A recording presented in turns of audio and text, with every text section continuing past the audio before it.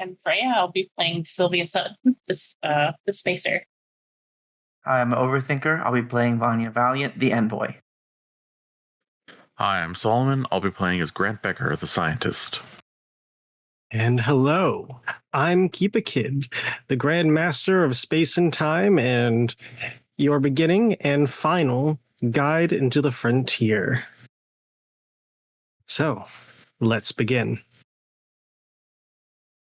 It has been over a year since you all took that one fateful job. It has been over a year since Roxxie sacrificed herself to stop the Leviathan. It has been over a year since you ventured into ancient Mycosian bullshit architecture. However, in a week, you can at least say that it's only been a couple days since the latter. All 5 map pieces have been collected. The Hive, now free of Mr. Volley's influence, awaits to make contact. And speaking of Mr. Volley, the devilish man himself sits as comfortably as he can within Roxxie's Reprise. Your closest enemy now within the ship that you call home. How do you all proceed?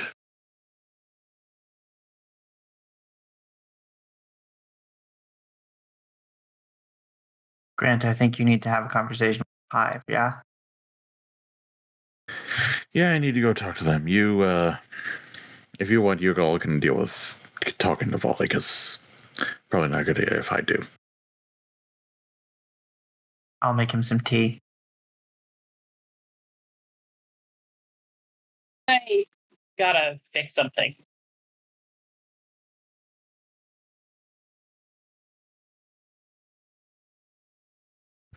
All right.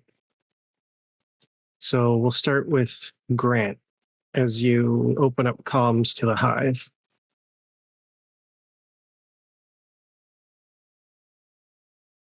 You hear one voice, though, as it speaks, you can almost hear the echo of others speaking the same exact thing as it does, as it opens with, "Welcome. I'm glad you have received our message. Are you here for parley?" Yes, in a way. I know that I am indebted to the Hive. And I know that I will be completing that. I will be working to pay off that debt once this is all over. Indeed. Though the Queen has given you an offer, a way to reduce such debts. Generous prize for a valiant pathfinder such as yourself. You can just hear an echo where they all say, "Pathfinder." And I would accept it. Good. We shall release your ally that calls himself Gordon for a boon. Boon. We require the coordinates that you have promised to have given your compatriot.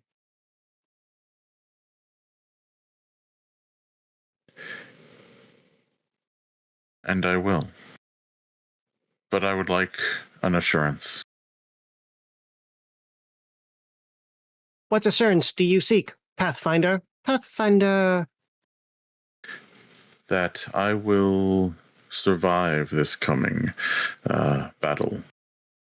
That the Hive will do all it can, and until the battle is over, I would seek to keep the information as a way of, as an assurance to make sure that they will do all they can to ensure the survival of the Roxxie's Reprise.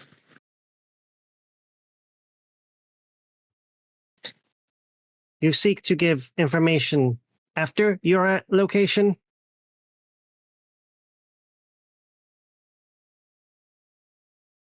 An immediate ping. An insurance that the Hive will act accordingly to make sure that I can complete my debt and that others will be able to continue on with their pathfinding. There is a pause, and you can see the drone that's communicating with you's antennas start to reverberate. The Queen has accepted these claws.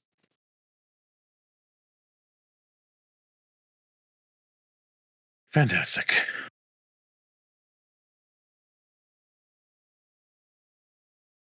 In that case, I look forward to working with you all and ensuring that the hive gets what is due.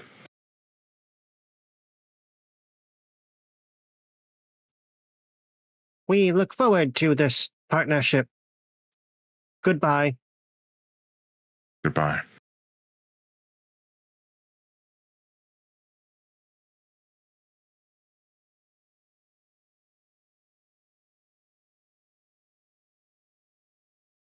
All right. Sylvia, Vanya, what are you two up to?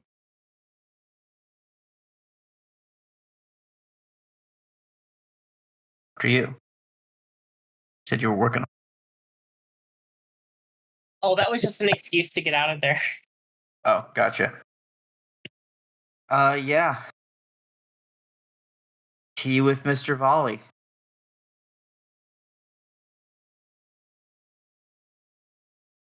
All right. As the man with the pencil mustache and the refined suits, a large standout of the frontier, sits cross-legged as he watches the process. He goes, you know, at the Valley Company, you'll get tea much faster than this. Speed doesn't always lead to quality. For most companies, no. But, you know, we always ensure that the comfort and efficiency are one and the same. I'm not sure they can be. Pursuit of efficiency is usually the exclusion of comfort. At least for a worker. Well, you have not sampled our sciences long enough then. I suggest you take another trip in the Galactic Express without blowing a hole in it next time. Well, I would be interested in that if oligarchs and freebooters weren't raiding all the places that I care about. Well, it will all come to an end soon enough. So the raids were about the map. Put That the is two down. correct. Why start a fight with the rest of the system if your interest was just these pieces of paper?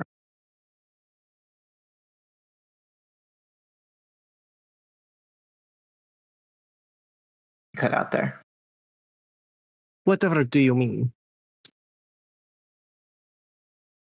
I'm mostly referring to the summit, our attempts to make peace with the freebooters and the oligarchs and the corps.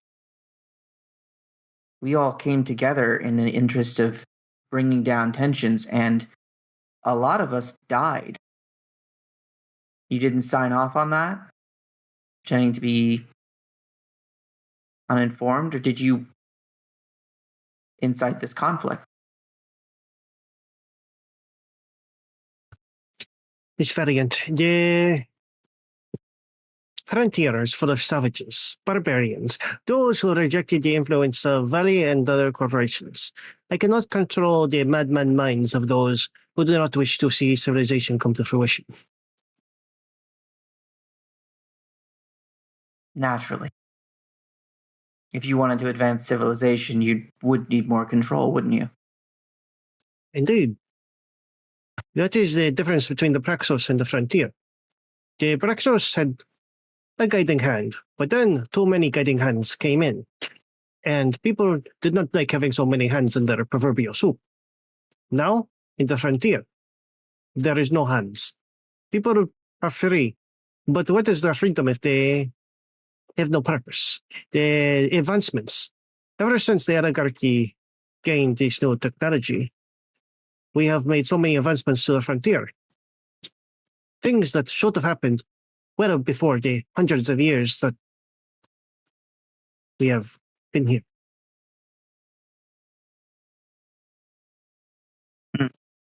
I suppose I haven't seen any of them being on the wrong side of the battle lines.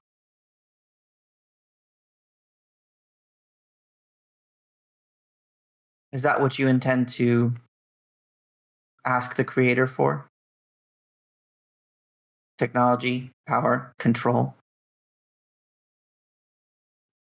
In a sense, I simply will just ask the creator to continue what they have been doing for us. You've You spoken must to have them realized before? by now. No.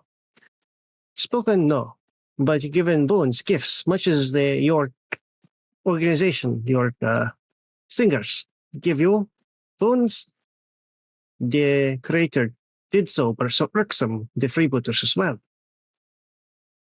I do not know their ploy, but I am sure once we prove ourselves as the superior of the two factions, the supply will purely be to the oligarchy.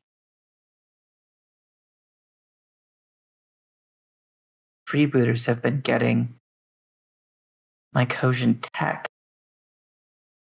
Huh. Interesting. You know, for someone who is unable to connect so many dots, I'm surprised you've been such a big thorn in the side. I blame that scientist.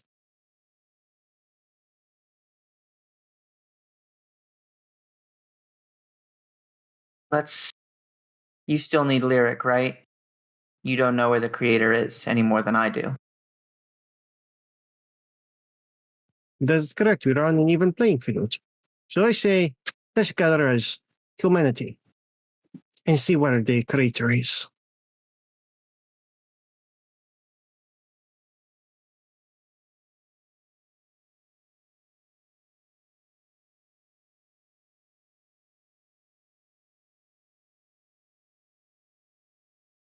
Let's get Lyric. And I will, if you two want to be there for this, I will invite you to join.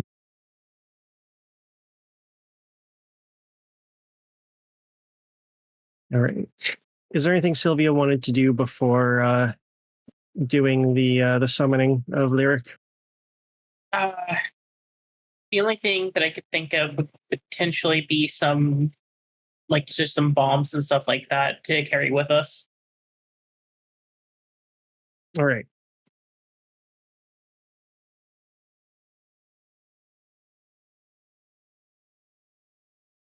So,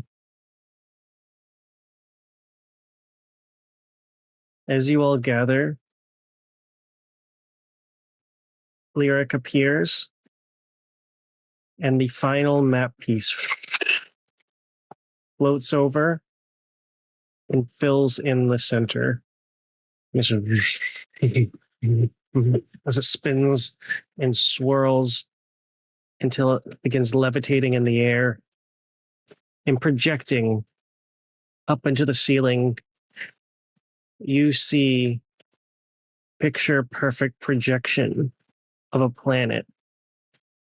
One engulfed in bright lights, hues of blue, fogs of colors unperceivable by most.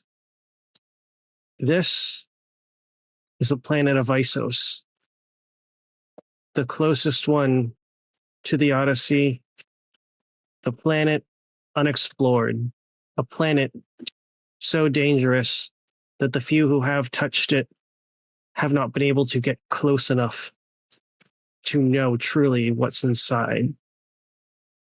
The one last true mystery of the frontier. And as you watch it spin a line begins to curve through, depicting a path into the atmosphere, and finally it pings onto one location of the planet. This is where the creator lies.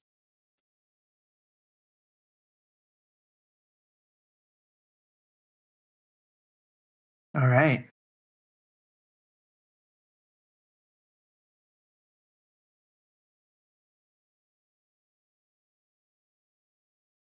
Do we want to have Ranger take a look at this trajectory, see if this is doable?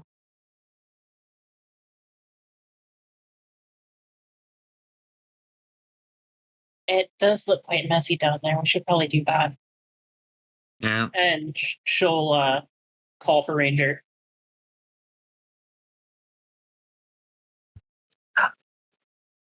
What's up? Ranger, is there any way how to navigate this safely? Oh, looking at what's here, I cannot say there is a definitive safe way. It seems to be where we need to go. There are, he pauses for a moment, 100% chance of solar flare activity.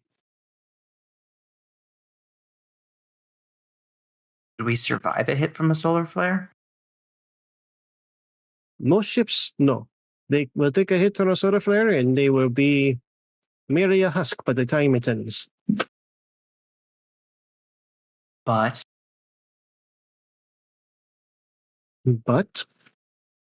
I'm sure that there are ships that have been outfitted to be more durable to that kind of heat. Ones that I think I would prefer to use myself. So, if you do not mind, I believe my ride is here.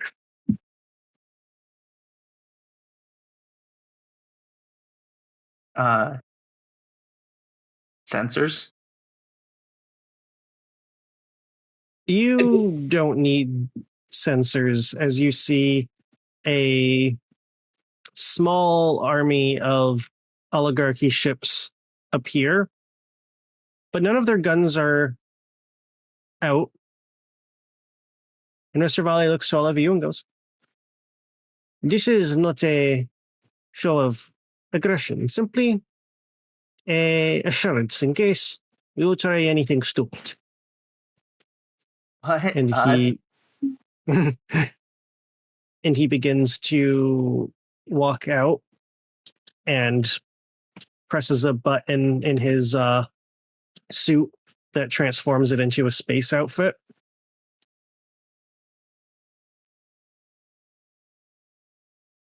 This is what I say are goodbyes.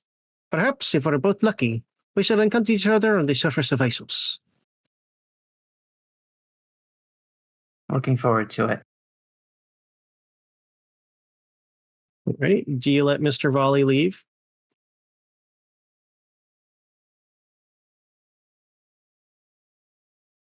I'm inclined to.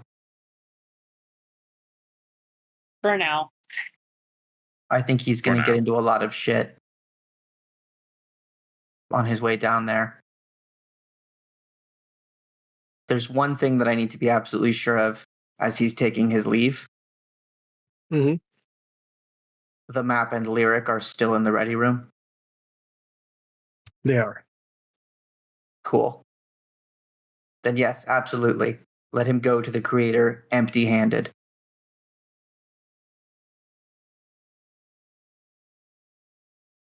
I mean, maybe we catch him on the ground and kill him first, but if not. Yes. Right. You guys want to jump him? Go ahead. That's where I'm at.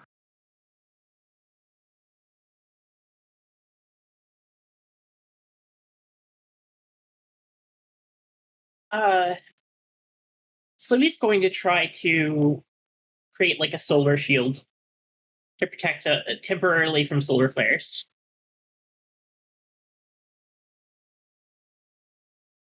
Okay. If possible. You could make one for personal size, but to prepare one big enough for the ship, you would need to use the labs at Janus Station. Okay. We don't have time for that. She'll try to throw together some personal ones then. All right.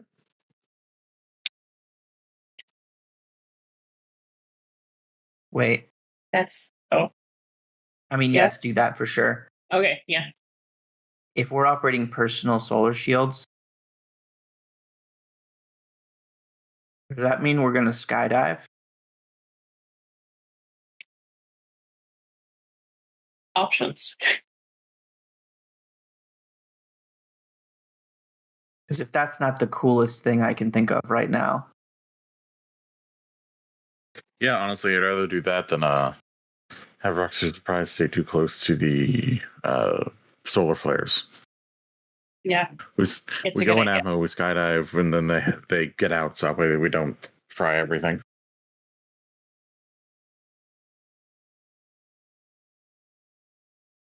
or is I this a did thing we roll an call in 8. an ally? Suspended favor. What was that roll? An 8. We can't have nice things for the finale. So I'm going to make this a little tricky here. You went to make 3. Unfortunately, you only have the materials to make 2.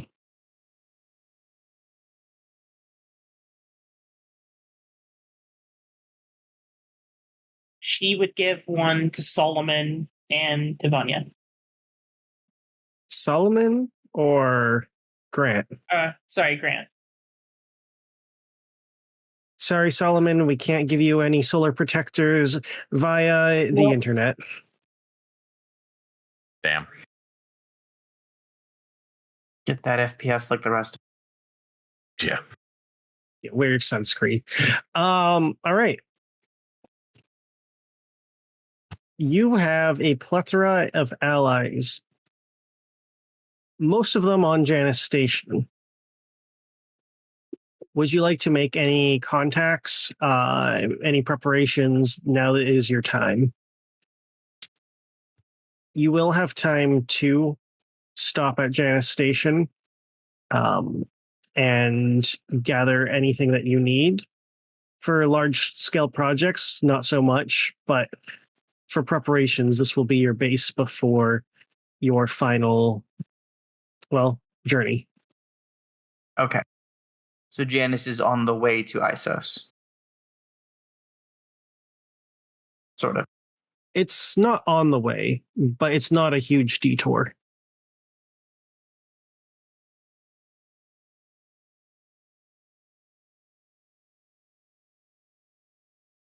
Don't know what ground defenses, if any, the Protector will have active.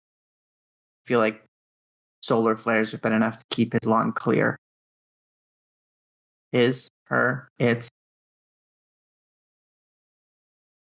That knows? said,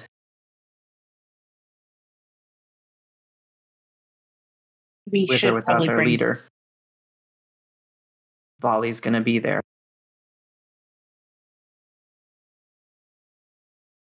So we want to show up with some help. How many ships could we fit at the station with solar shielding?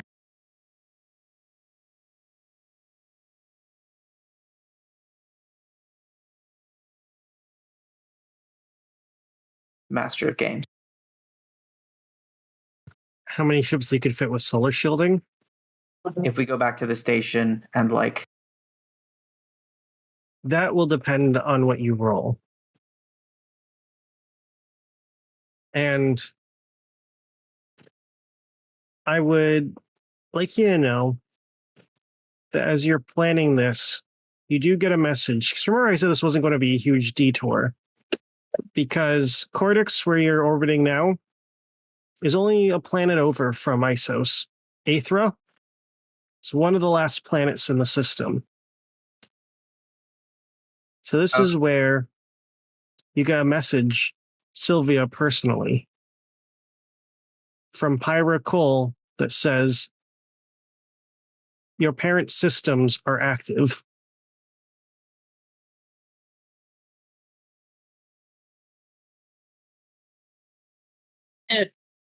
She messaged back, what do you mean they're active?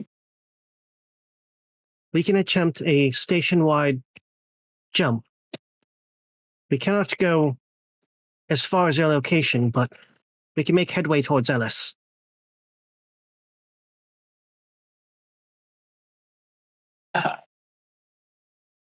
Should we call them in now?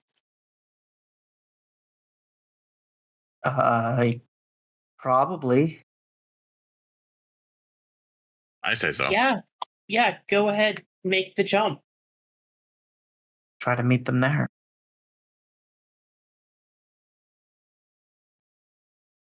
You get affirmative. So that will be using up your ally ability from Pyra. I'd say that's a good use.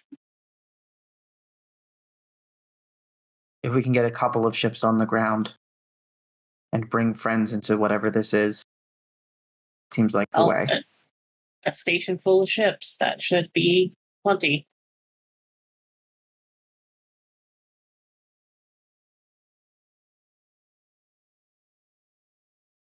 I'm going to send a quick encoded back to Unity and just inform the Singer org that we're about to make contact with a mycosian called the Creator. All right.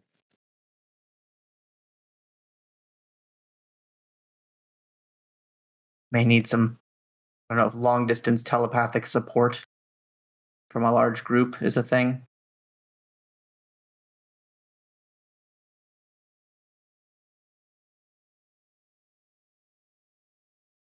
You get a reply. The Singers are with you.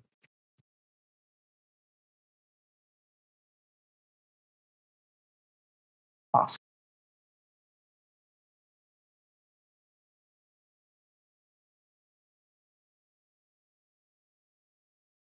Let's soup up the Reprise and see what we can do here. Let's do it. Bitchin'. Bitchin'. Absolutely, bitch.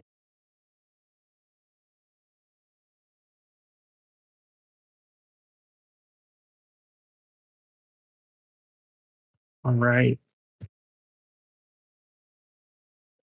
Suiting up scene as we're preparing for the journey.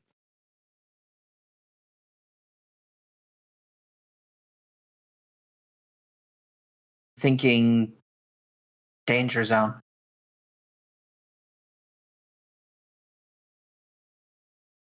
It is fitting.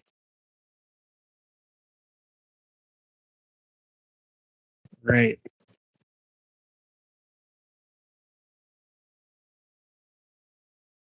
So you prepare, make your way. Are you going to Janus first to set up the solar protection? It would probably be the smartest idea. All right. You turn away from the direction of Isos towards Janus. Luckily, with its jump, it's not too far. And as you arrive, you can see a hub of activity to the once desolate station. Ships no bigger than couriers flying in and out as stations prepare. And you notice ships from Ellis flying up towards the station. And it is not any ship that you would ever think could fare out in the sky, because this ship is the shape of a giant skull. What? Who's this Grant? that? Grant, are those your people?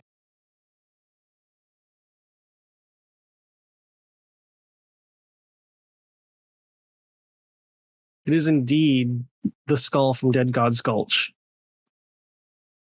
Oh, not again. Again? Huh? What the fuck? How did they even get it to that shape?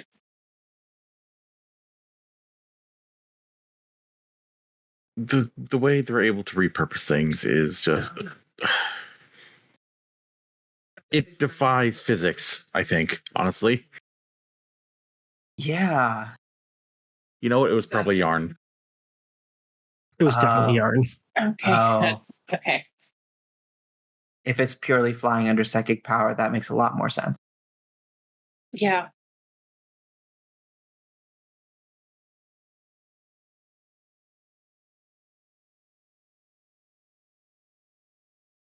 All right. How do you make your preparations at Janus? What actions do you take? Let's start with Sylvia. One, making sure that all the ships are outfitted with solar shields, as many as we can get. All right. Roll, slap something together. You'll have a +1 for having access to Janus's lab.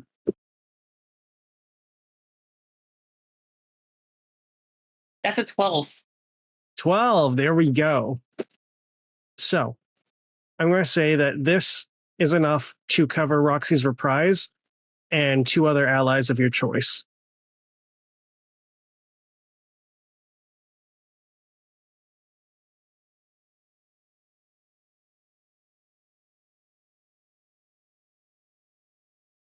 What are you thinking? Probably, I'm thinking Gordon's goons. Yeah. Either the Rusticators or the Reapers. I actually think we should bring Yarn and the Pioneers. Yeah. Given how. Yeah. You go ahead. No, go for it. I was just gonna say, given how psychically powerful these threats are and how much we don't really know what's going on down there, it's probably best that we have Yarn with us, given just how powerful they are. Good point. Okay, so we will go with Gordon's goons and Yarn. Mm-hmm. Also, flying a skull down there sounds fucking awesome. It's true. You look up and you just see a giant skull flying in the atmosphere. So these are the 2 factions you're choosing for your ground troops. Yeah. Yeah. All right. Vanya, what are you doing in your final preparations? I think I'm reaching out to the other allies that we've made. And like, hey, we found it. It's going down. The Volley family is here. Get to the vicinity of Isos. So whatever happens on the surface, you're ready to deal with whatever leaves that planet. Because we don't know what it's going to be.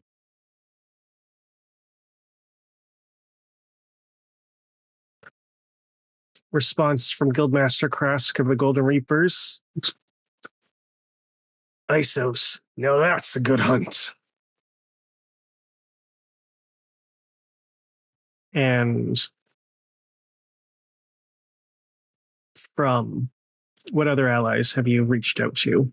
The Hive has already been informed that they will be pinged on the location. The Pioneers are with you. The Rusticators. Yeah. As a Vector Jr. responds with, and you promised us a venture and you delivered. We'll be there. Can I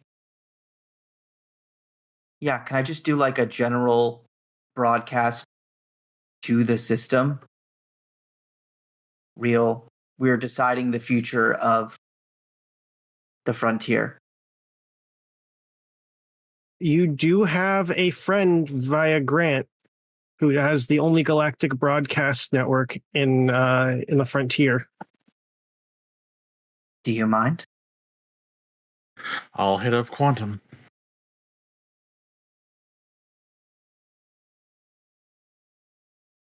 So you reach out to none other than broadcasting star Kirk Quasar. Quasar, yeah. Kirk Quantum is his cousin. Yeah. The other guy. The off-brand. we don't talk about him. Ah, Dr. Becker. It's been a long time since I heard from you. You know, fame and fortune does that to us all. That it will. Kirk, I need a favor. Oh, you wound me. You've called me again so long, just ask me for a favor. Shoot, kid, what can I do for you?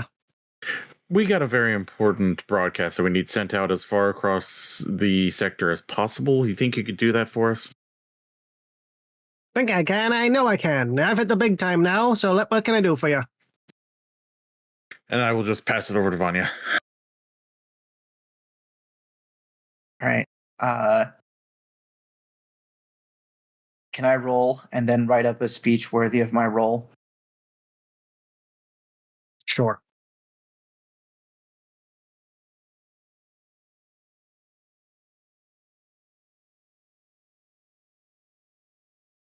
That's a 14.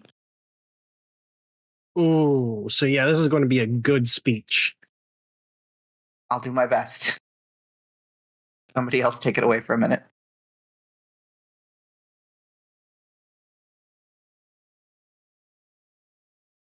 While Vanya is working on that, Grant is going to hit up the lab. He has an idea.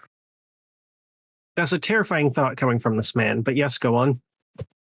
So he's thinking if we can't give a technological shield to some of these people, maybe he could make something bioorganic or chemical.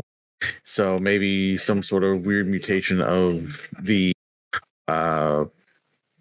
sector's flora's chlorophyll to make it so that any like solar flares that happen would, instead of being damaging, would actually be beneficial, like a short-term sort of like photosynthesis shield for the ground troops that aren't being shielded by tech. I see. Interesting. Let's see how this plays out. Oh boy. I'm guessing this would probably be a use of experimental methods, given it's so wacky. Oh, it's 100% use of experimental methods. Fantastic. Here we go. +1 because you're using the lab. 11. Ooh. So I'd like to think, using what you learned from your recent voyage to the seed, that mixing botanical and humanesque biology is not that far-fetched. It just needs to be fine-tuned. And you figure out how to do this. You will be able to supply 3 allies with this mutagen. Cool.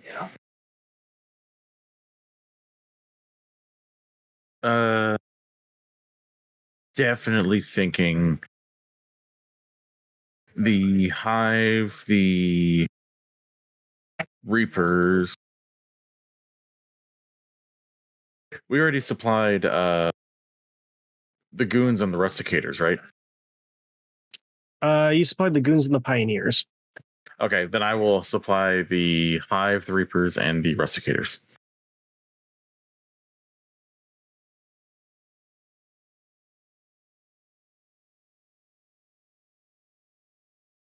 Helping out the reapers since they don't have their medic no more. That is true.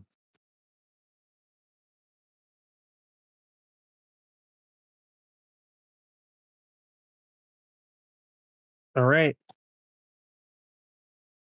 With preparations made, there's only one way to go, and that is to Isos.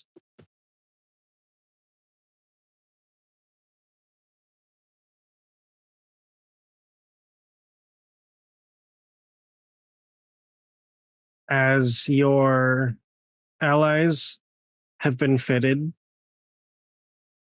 as your small army has been assembled.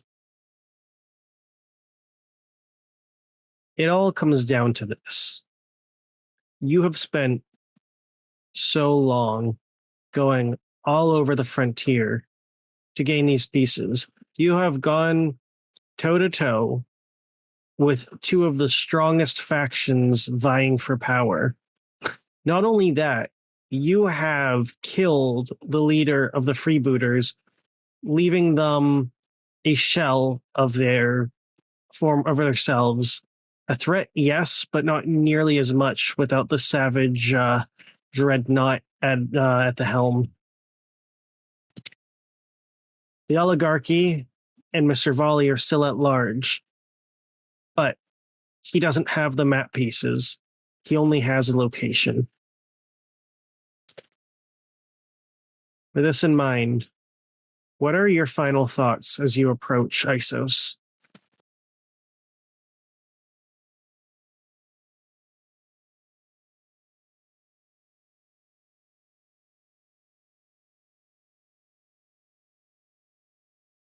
We'll start with Vanya. As you have your speech prepared. Pioneers of the frontier, hear me now. In ages long past, powers beyond our understanding defined this system. Their choices affected every life. Freedom was a thing of the past. Now, Volley family, the oligarchs, and the remnants of the freebooters want to do it again. As you hear my voice, a new corporatocracy grows on Isos, ancient evil in the hands of modern tyrants. I am a pioneer, just like you. And I am going there now to stand against them. If I'm alone, so be it. But I'm willing to bet that I'm not. Join us for the future of the frontier. And with that speech, I want your final thoughts as you can see almost in the distance what looks like little stars shining bright, which in reality are hundreds of small starships following your lead.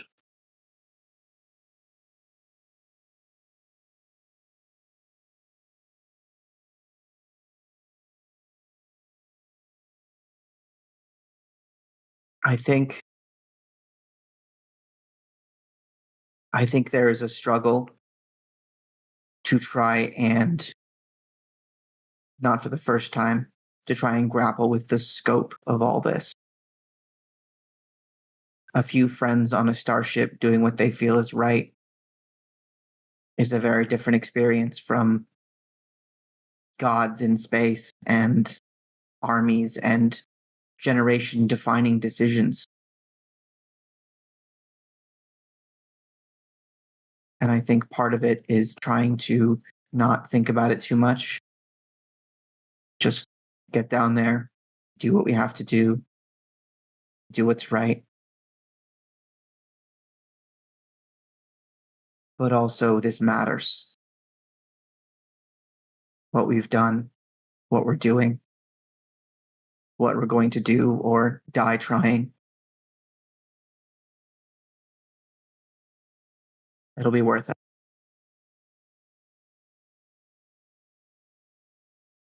It has to. Grant, what are your thoughts coming in? It's a little melancholic that we're on this sort of big grand preparation for battle. It's the eve of something that would have been amazing with Roxxie here. So he's mostly just centering himself by being in his lab, basically just having a drink and basically lifting you up to the altar to Roxxie in the ship. It's gonna be bitching. And Sylvia. She'll be working on the ships, ensuring once again that they're all ready and prepared, as she thinks back to when the last time she had to get prepared like this, they lost Roxxie, and she doesn't want to lose anyone else.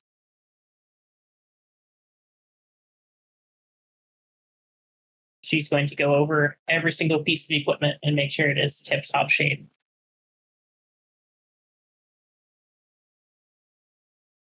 As you all have these thoughts of a sense of grandiosity that has not been encountered before, a sense of this small group once operated by themselves as a family, as a group of space assholes who went and saved the star system. Now leaders of something that they never thought of before.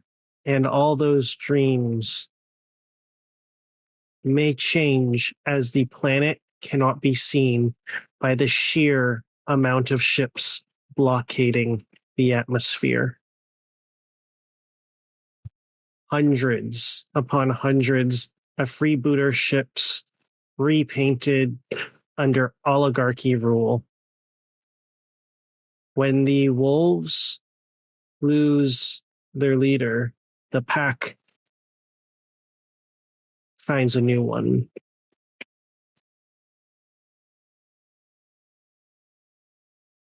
The army booters stands as a massive blockade between you and Isos.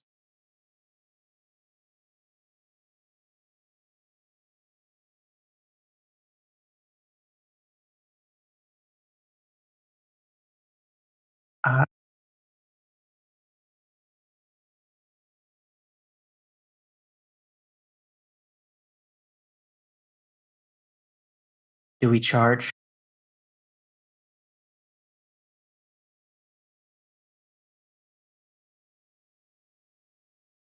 Well,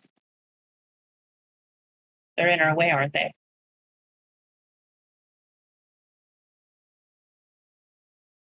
Yeah. Do we want to deal with them head on? Or do we want to say have Ilkvos teleport their vanguard right into the sun? Make an opening for us. I have a thought. One sec. Okay.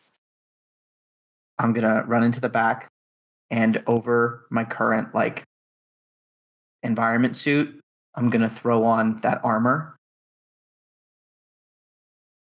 that used to belong to their leader. Yep. Can you Yeah, I see pass where this me is through to going. them?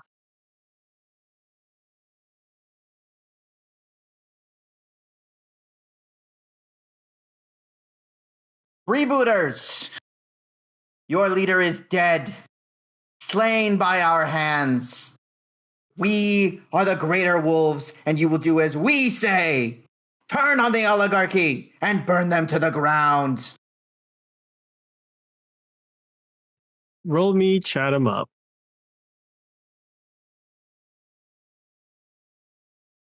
We did kill the guy, and I am wearing his armor. Do I get a bonus for that? So it actually negates itself because you would get a bonus for that, yes, but you're also speaking to so many independent freebooter groups that you don't have that kind of unified front that you're speaking to. Fair enough. I am going to spend 2 of my envoy faction favors to add 2 to this roll, Right? which gives me a +5.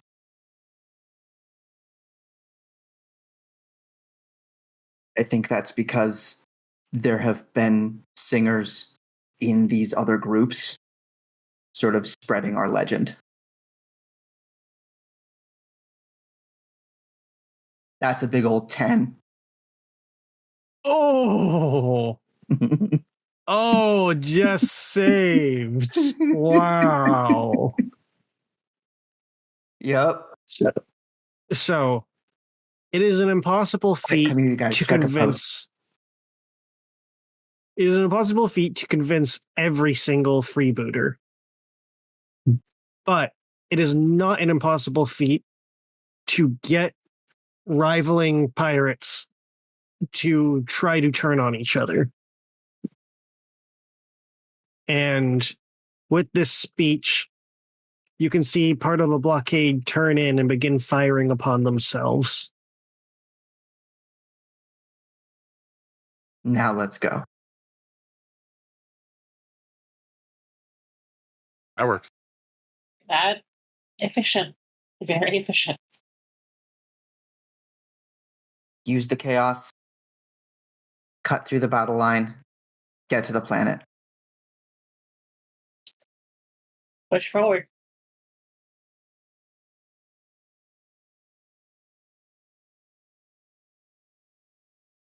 All right.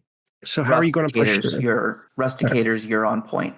Get in there, make a lot of noise, and try and find a clear path for the rest. All right. So how we're going to do this. I'm going to have one of you roll evasive maneuvers to represent the success of the Rusticators. Who would like that honor?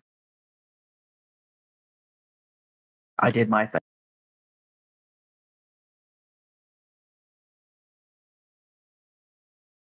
Sylvia? What is the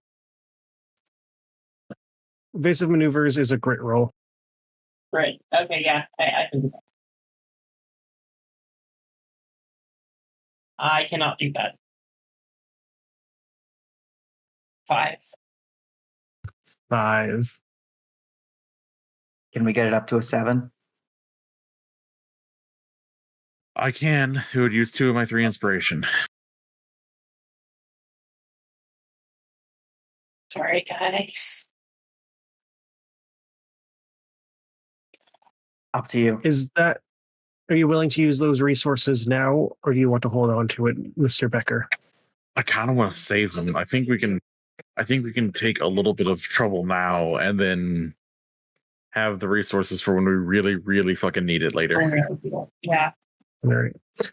As Sorry, the Rusticators as the Rusticators come in to create an opening for you guys, they are daredevils. They come in with no fear.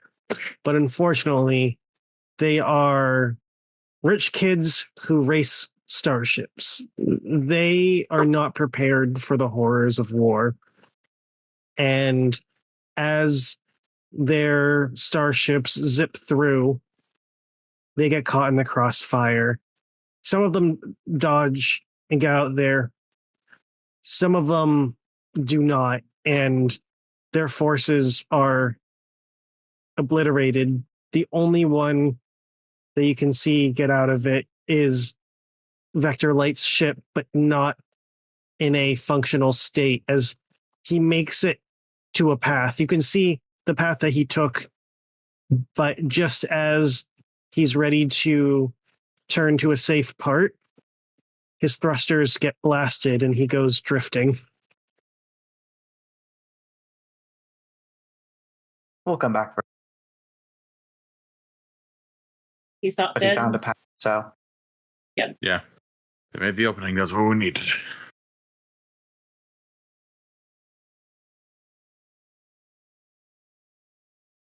All right. Oh, point of order. Did we use the med station? So by stopping at Janus Station, you would have been able to heal up. Okay. Sweet.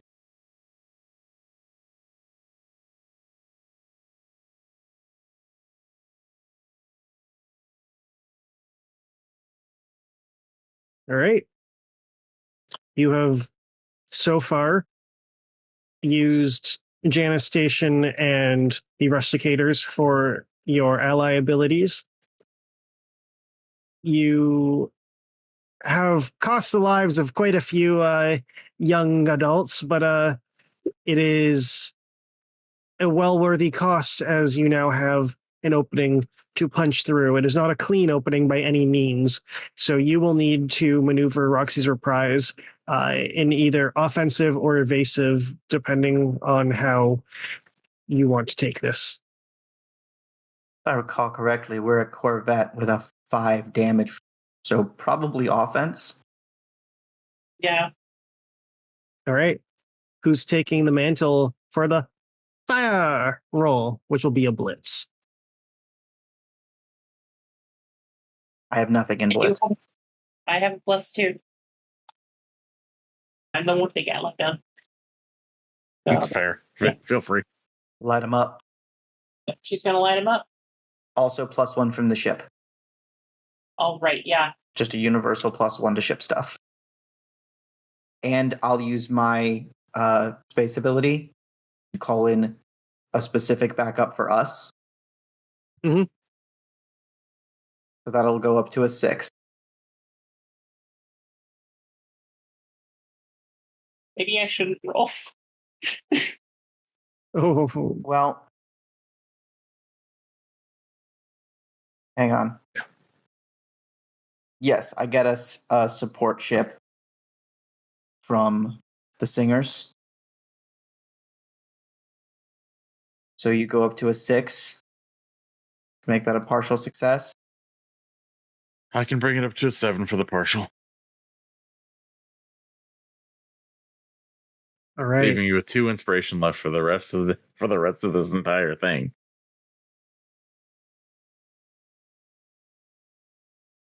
Of all the nights not to get a full inspiration roll. Yeah. This technology from the freebooters, now knowing its source, makes so much sense as this almost plasmic rapid fire as they bombard Roxxie's Reprise. What are you choosing for your fire option? I would say mitigate damage. All right. So -1 wound received. So you will be receiving 2 wounds as you deal 5 across the board. And that is enough to punch through.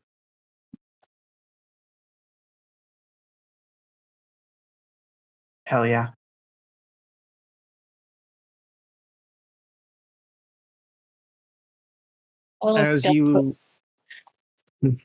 As you make it out, Vanya, you notice that support ship from the Singers that you called in, they are not as lucky. Because as they try to follow you through, they go down with the fire.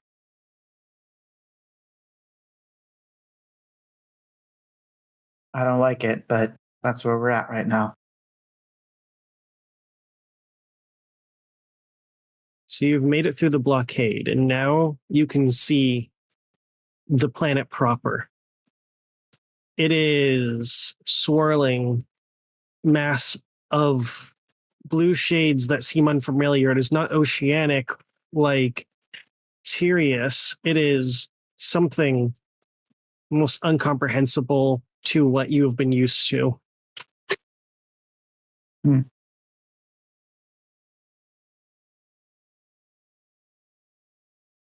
What? Do you guys know anything about this place? Why that no one ever comes back.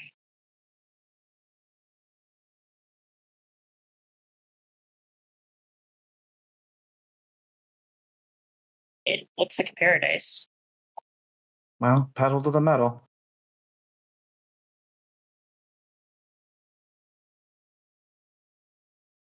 Can we Now- assist Ranger in getting down there? So, your biggest obstacle is the solar flares. Now, the route that you got from Lyric seems to be the safest route through the bulwark of the solar flares, but it is unavoidable by the time you reach where you need to land. you can use Ranger and Fido to help navigate the solar flares. And with your shield, combine those both, you'll get a +2 to your evasive maneuvers roll. And evasive is wits. Evasive maneuvers is grit. Oh. So I have a -1 to that. +1. Mind you, you do, Grant, have metabolic mayhem that may assist here.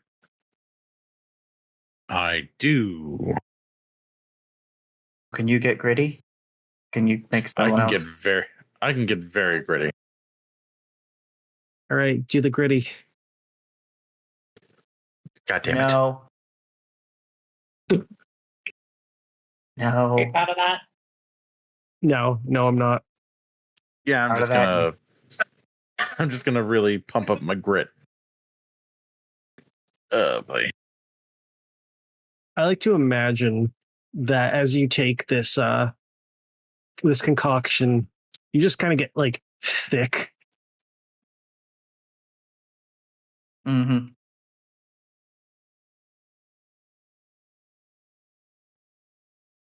Yeah, I just like swap out. I will use that to swap out my current stat line for the Bruiser's Grit +2 stat line. Shit. It's bulking season, boys. It's dirty bulking season. Grant did not skip leg day.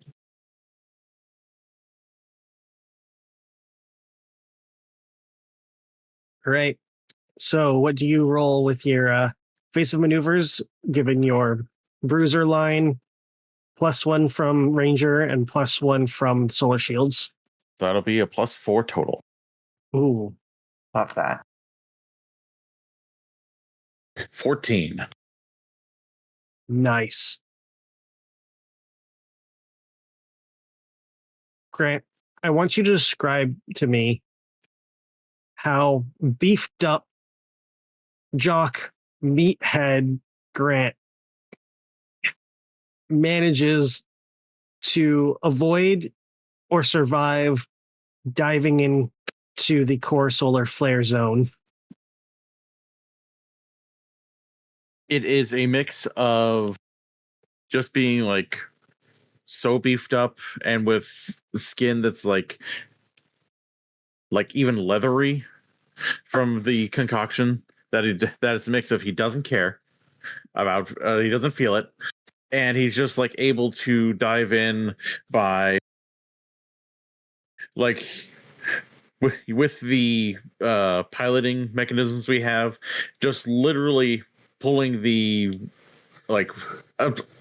basically pulling the wheel harder with extra muscles, just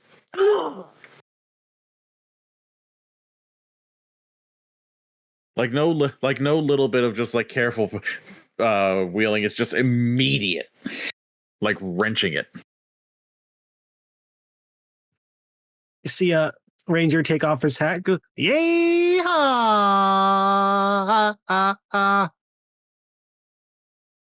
Vanya's in the passenger seat, like.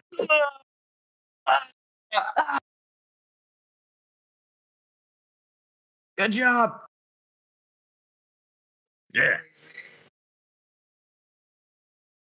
Is your plan still to skydive to the surface? I think I if still we think it shielded should the be. ship. Yeah, I can't think of any other way. Oh, okay. We could get real close. We could probably land closer since we shielded the ship itself. But I mean, or we could skydive from the ship and keep the ship in low atmo for fire support. That's what I was thinking.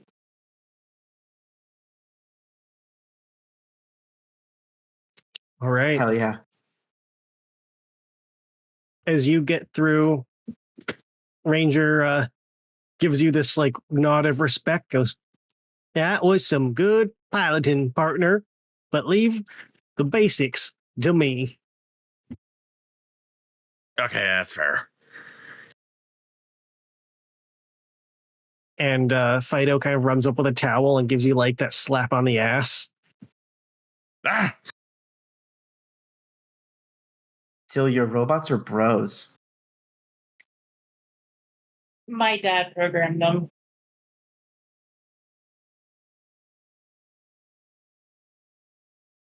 Very familiar. All Even right. the robots are toxic masculinity. So, describe to me the scene as you have now descended down, and you have seen every other planet in the system at this point. But here, you are welcomed to a paradise. A swath of blue-toned tropical plants coat the surface.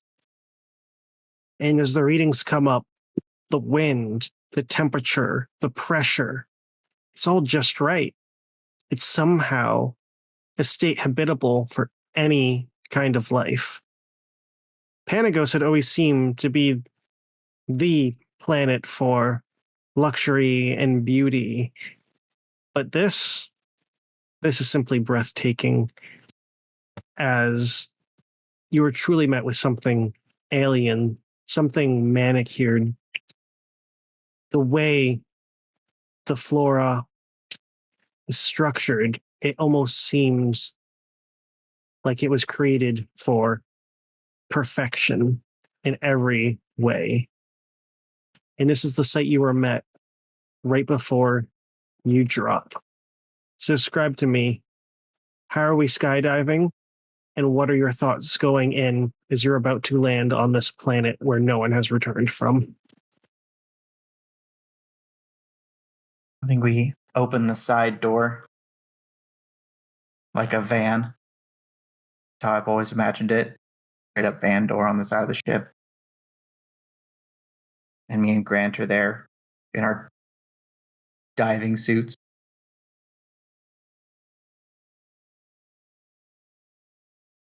Well, worst places to die, am I right? Yeah, It could no one's be ever come worse. back, but first time for everything. Like, And Sylvia? Sylvia is preparing to jump as well, but she is going to be using fire manipulation to try and coat herself. So if I'm understanding this right, you're essentially going Human Torch. Yes. Amazing. Just I will need a coat herself with the pyrokinesis. fire. Okay. I will need a pyrokinesis for that, though. That will be do something inhuman.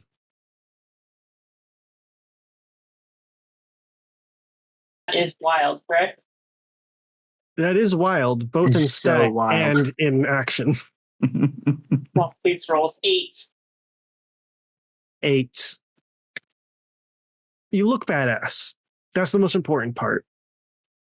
You've never done this before. You are going to take a wound as your body is burning.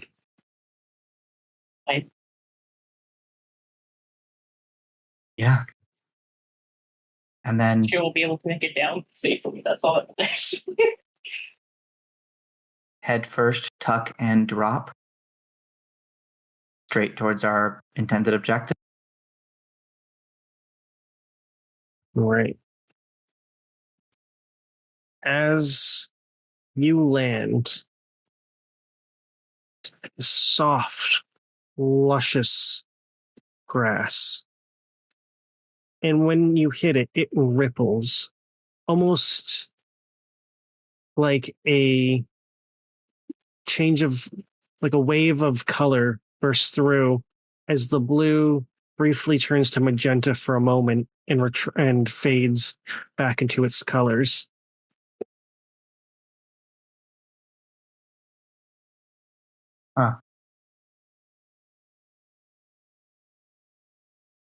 Thinking living planet or That's what I'm thinking.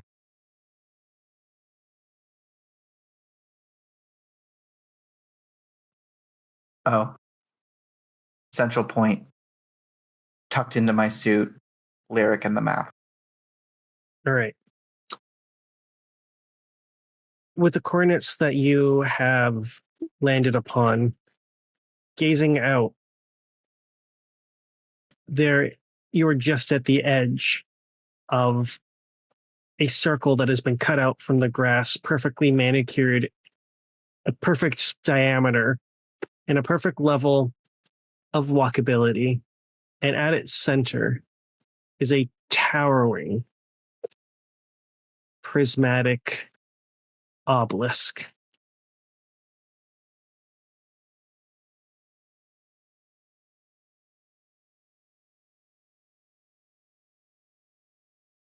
Here we go.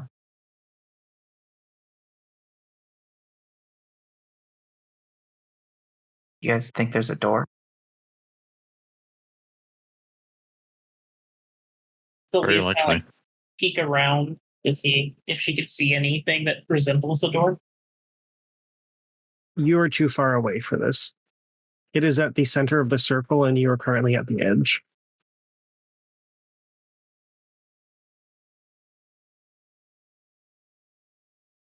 I approach.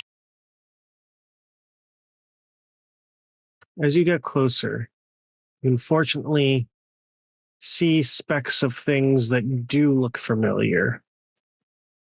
They are chrome, blocky, angular, large land vehicles with turrets, heavy guns, and volley company symbols as they make headway towards the obelisk.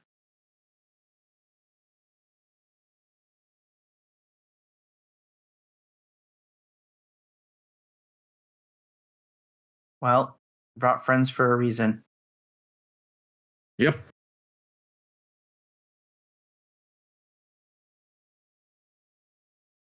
Gordon?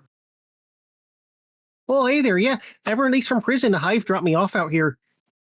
Interesting place. We're having a big fight out. Never been out here before. Yeah. I have a question. Oh, yeah, go shoot. How many tanks can you kill in 5 minutes?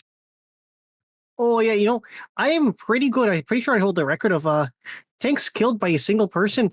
I don't really know. There's not really an official record keeping here, but there's only an easy problem here is a really great thing that you guys made it through and all that, but the barricade is still pretty strong. We'll need someone to help punch through if we're going to go through strong and whatnot.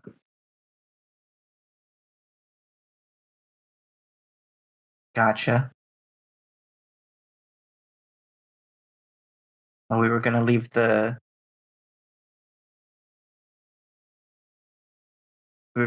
Golden Reapers in space anyway, right? And the Hive?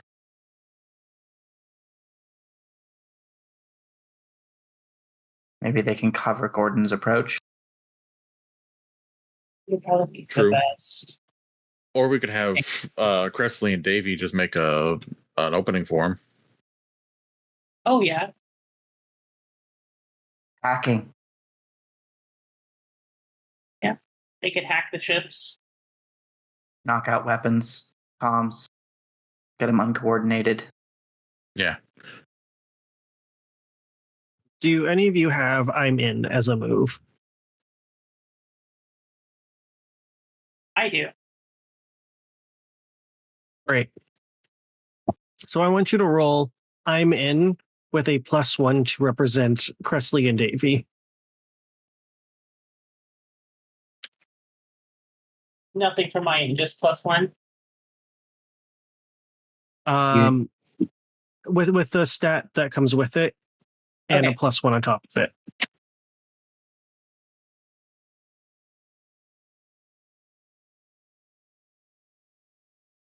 $11. 11. All right. Who calls them in? I mean, yeah, whose idea? It was one of your ideas.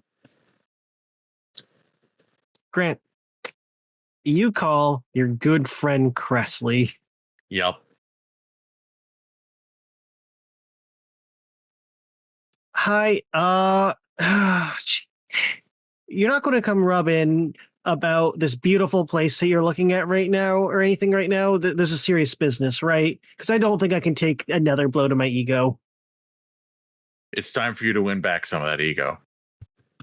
We need you to hack the ships to make an opening for Gordon to get down here because we need his tank killing expertise. Can you do that for us? You need me. I need you. David can help you, but you. Well, you can count on me. On Good one man. condition. You don't call me any stupid nicknames about my conditions. Wouldn't dare.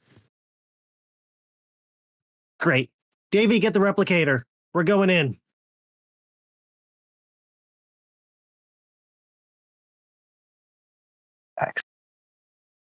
You can see the sky light up as the freebooters who were still loyal to the oligarchy have stalled or now have been completely bombarded by the freebooters that you have turncoated.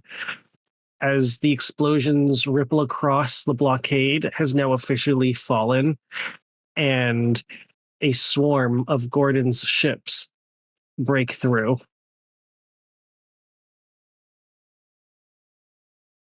And the giant flying skull, I believe. We want them down here as well. Yes.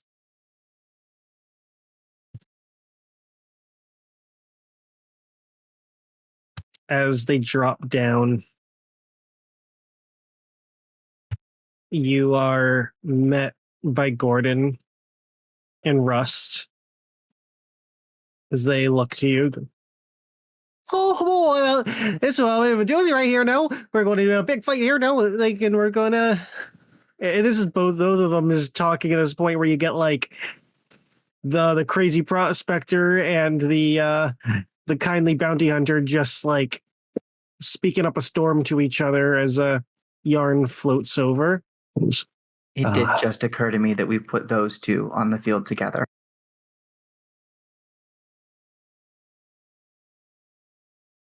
Yeah.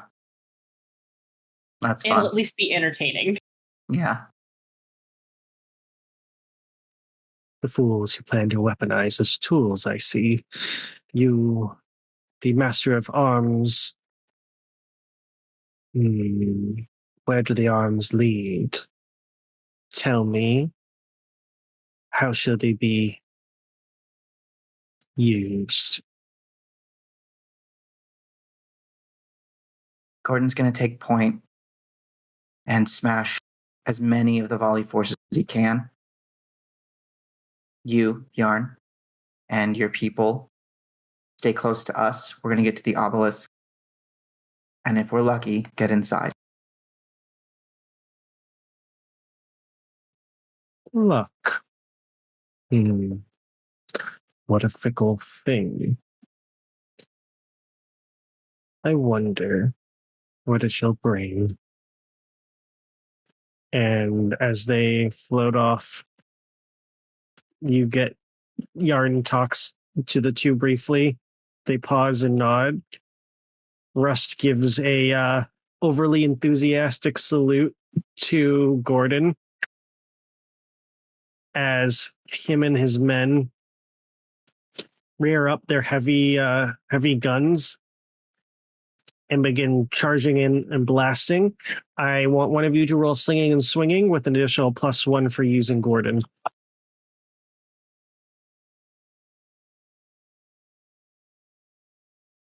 It's going to be blitz, right? Right. Who wants it?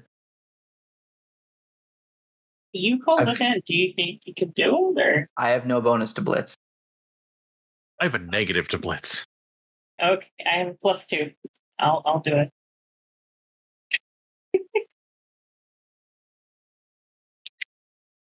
Just remember, if you roll bad, Gordon's going to die.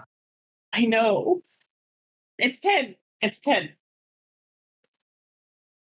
It's 10. And Gordon, we trust. Our gooey boy. We love our gooey boy. Gordon's goons begin to clear house. you see fire upon just these pot shells of mortars onto the tanks. And most interesting, what you see in this fight is every time an explosive, blood, any sort of shrapnel hits the ground, it ripples again that magenta hue. And when it reestablishes its blue tones, it looks unscathed.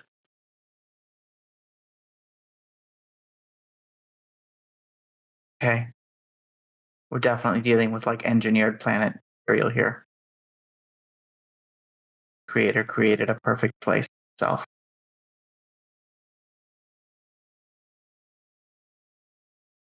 Yeah, this is definitely synthetically, like purposefully made, not naturally occurring.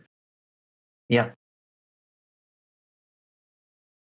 Definitely But they don't know have any place that can repair itself.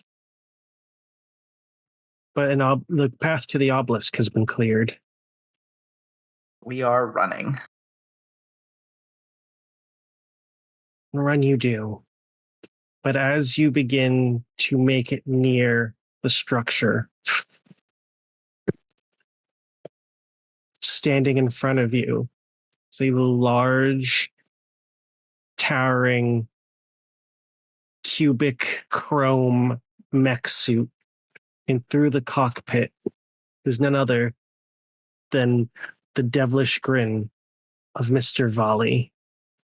And that's where we're going to take our break.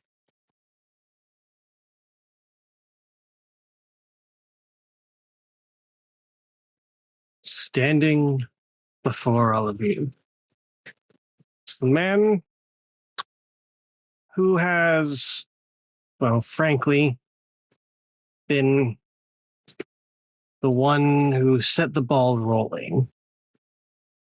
The one who has kept you near him. Keep your enemies closer, as they say. But now, all bets are off and true colors are shown. It's through the speaker. Oh, you have done such a good job. You have found my pieces. You have led me to where I need to go. You have done everything I expected you to do and more. You even took out the freebooters for me. But your service will be noted and greatly rewarded when I have control of the frontier. Simply hand over the map, and you shall live like kings.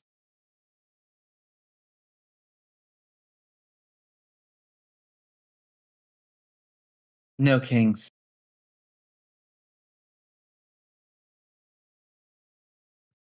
The agreement still stands. I will disband the oligarchy as per your wishes.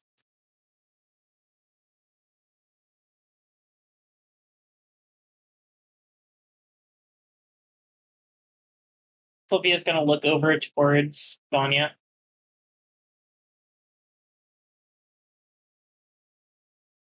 No kings. Double checking. She's going to attempt to teleport into the mech. Or do something inhuman.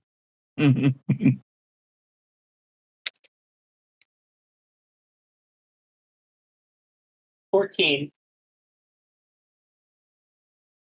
14. So as you teleport inside the cockpit, it is tight. It is crammed. You have him not an advantageous point, but you have him. Fortunately, Mr. Volley is a man who plans for many things. As you teleport inside, I'm going to have you take one wound as you are struck by a taser.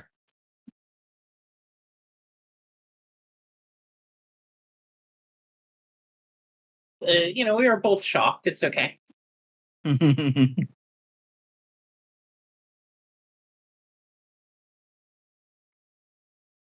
So as you teleport in, he is not actively using the mech as he is distracted with dealing with you. I want to know what Vanya and Grant are doing. I'm going to disarm the mech. What do you want to do? I was just going to start pouring acid all over like it's leg joints and make it fall over. Divide and conquer. In this You case, hit him high, hit him low. literally. And I'm going to attempt to pull the mech's arms out of its socket with telekinesis. All right. Do something inhuman with telekinesis. And Grant. I'll have you roll me singing and swinging. Oh boy.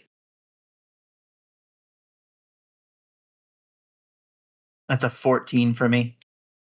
Jesus, guys. Holy shit, I even get. Yeah, I'm gonna use the license to inspiration to bring that up to a 10. Fuck yeah.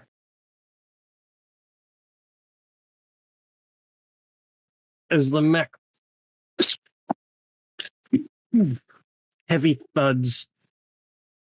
Sylvia, what are you doing as you are within an inch difference from Mr. Volley?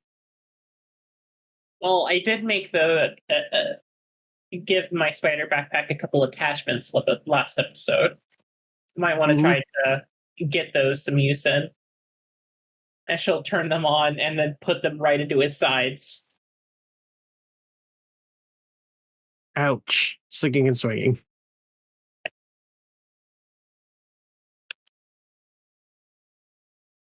That is grit, right? That is Blitz. Blitz. All right. 10. 10. Pick two options. Mitigate damage, increase damage. All right. And you can see as you pierce into his sides, his eyes go wide and an array of circuits flush through the amount of cybernetic augmentations that has been built into this man, so sleek and subtle, for it is a wealthy spacer you cannot even know is enhanced. And as he, you insolent cur. And I'm going to need you to roll Hold the Fort, Sylvia, as you feel him begin to hack into your own cybernetics. Hold the fort. That Grit. is grit.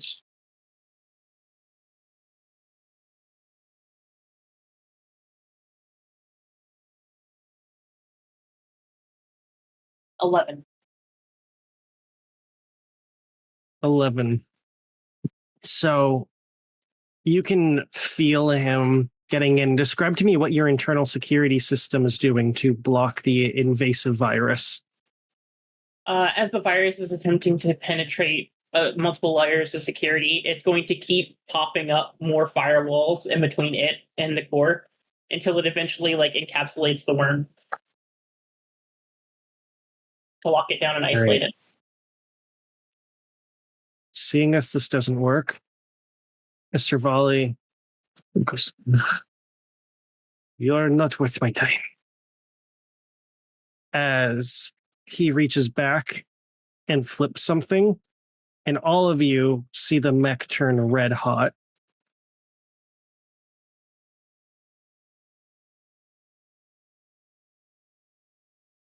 Well, you should probably get out of there. Yeah, I'm assuming it's going to explode and going to try to teleport out of there. All right. But have you do something inhuman to teleport in time and to teleport far away enough. What is Grant and Vanya doing when they see this?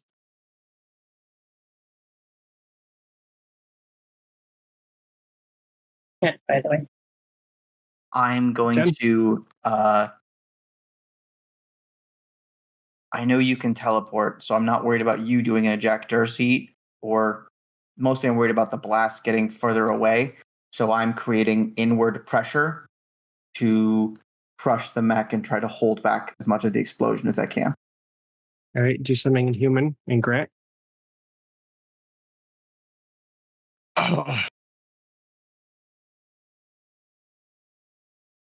I think it's time to bring out the ray gun and set it to sicken. Are you waiting for him to appear? I am very much waiting. I'm just like, the moment I see him, he's going to be puking his guts out. All right. I So hit we'll an get to you 11. in a moment. 11. Perfect. So as you teleport out, you are able to get just enough as the mech unleashes in this more supernova explosion, and it is about to consume the whole battlefield. But Vanya, you are able to consume it and compress it in, and it is like a pot on a lid, or a lid on a pot, and just. But Grant, you only see the briefest moment of Mr. Volley as he turns invisible. So I'm going to have you roll singing and swinging, but you're going to have a -1 in attempting to hit an invisible target. That's fair.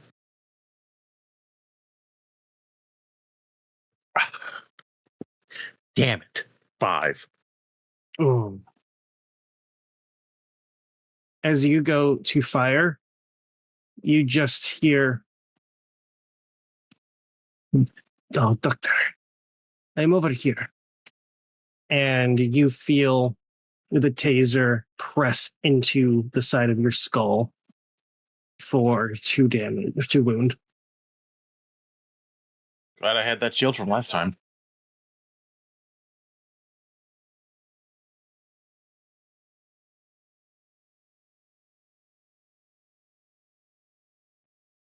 Alrighty. What's your next move?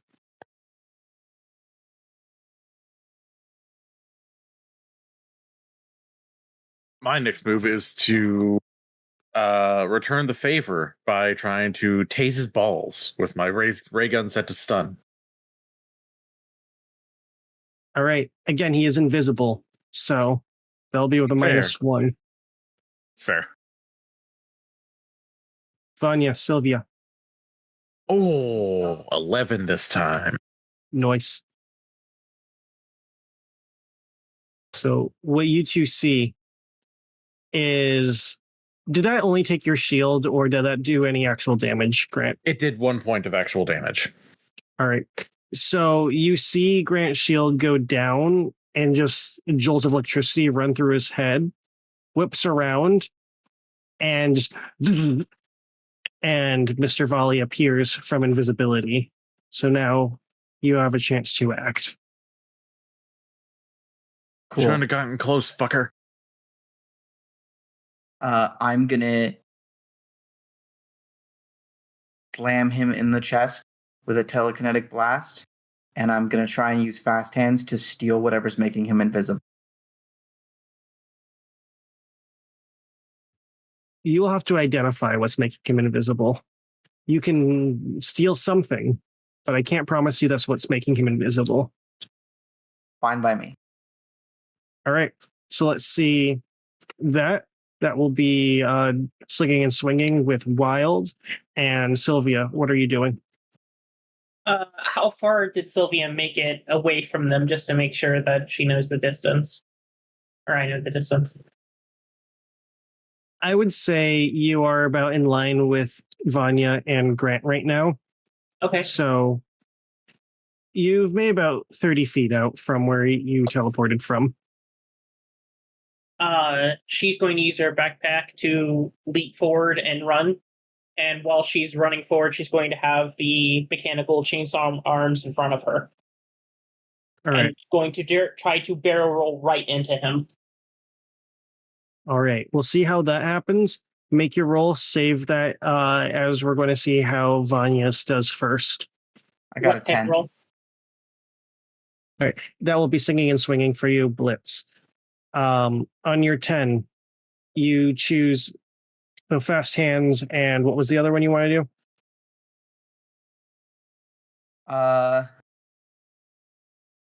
Let's deal an extra point of damage. My damage. All right, what are you taking from him?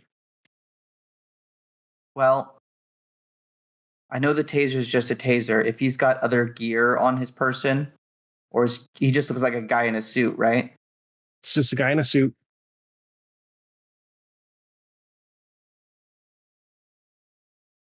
I don't think I know enough about his cyberware to start pulling parts. Also gross. So, his belt. Make his pants fall down. All right. Maybe his belt buckle has some powers on it.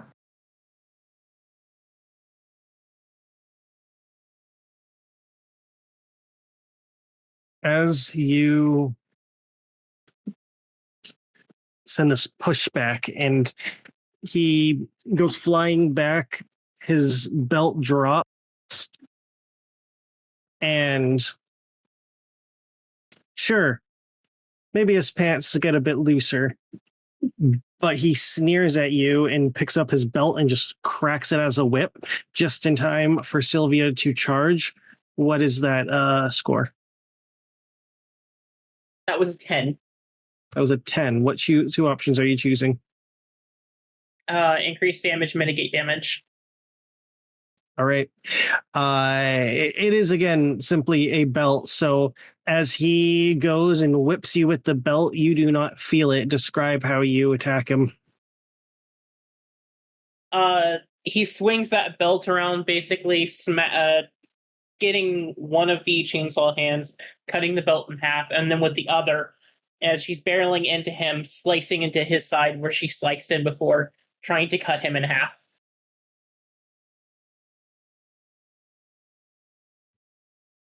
As you do so, once more you slice, and when you cut through, you see entirely set of this almost liquid cybernetics, as he is not quite man anymore and restitches. There is scarring and healing, but what you are seeing is the wonders of nanite technology.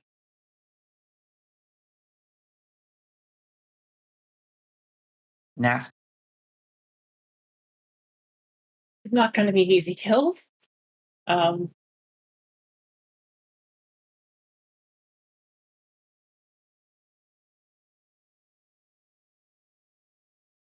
Who is the furthest away from Mr. Volley? Pretty sure it's me. You blew the mech you tore apart the mech before it blew up. As one of the arms twitch and prepares a plasmic pulse.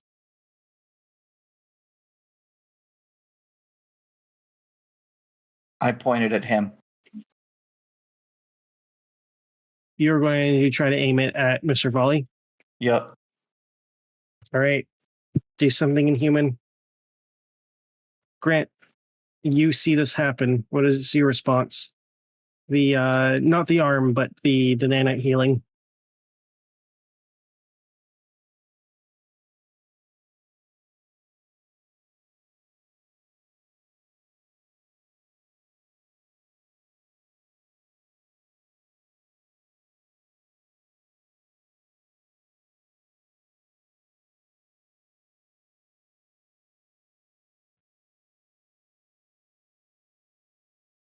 Grant?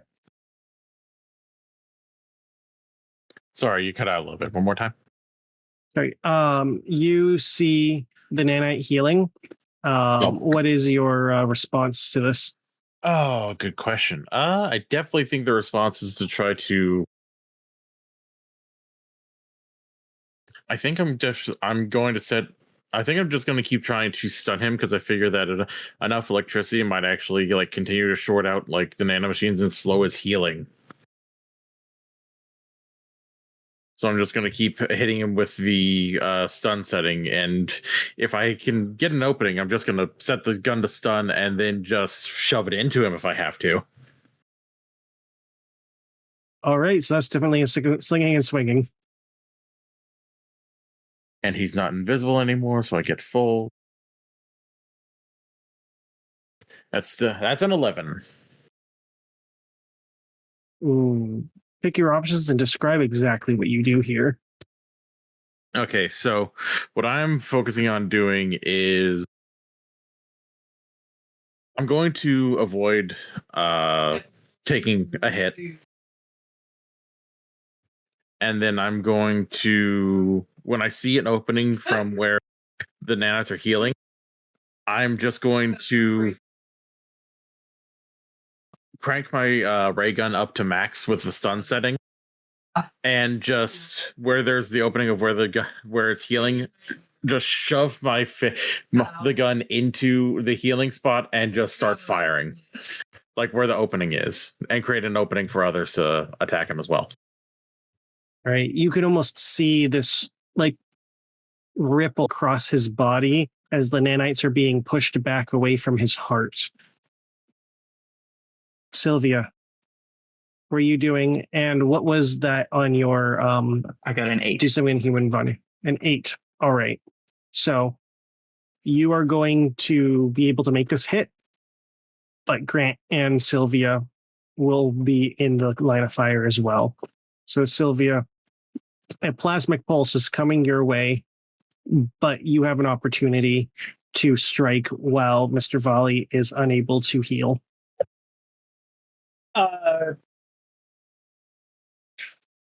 She is going to, as she's going to try to get out of the way, swing back with her spider leg with the chainsaw to cut his legs in half off to make sure that he can't run.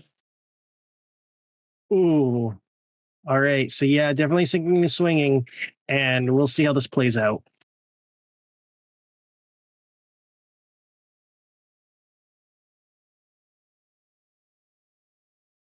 Seven.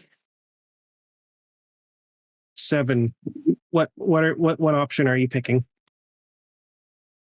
Move to an advantageous position. All right. So as you go and swing and you cut right into his legs, and as you make contact, he drives the taser like right into your collarbone, embedding it into you for 2 damage. And you're able to leap back just in time to only be scathed by this.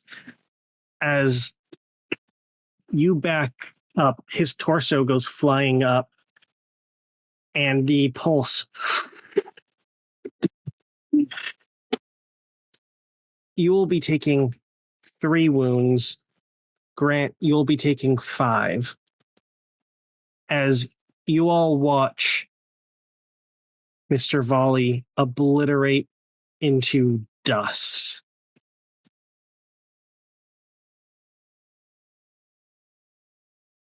My bad. I was trying to aim specific. Sophia's been blown into the dirt and she's barely breathing. I'm good. Every time. Why do I keep getting blown up? Oh God, even since the train. Every time. Just so what did Grant do in season 2? And it's just a montage. That's life. I'm gonna try to patch up my friends real quick. Please, I have 1 wound remaining. I too.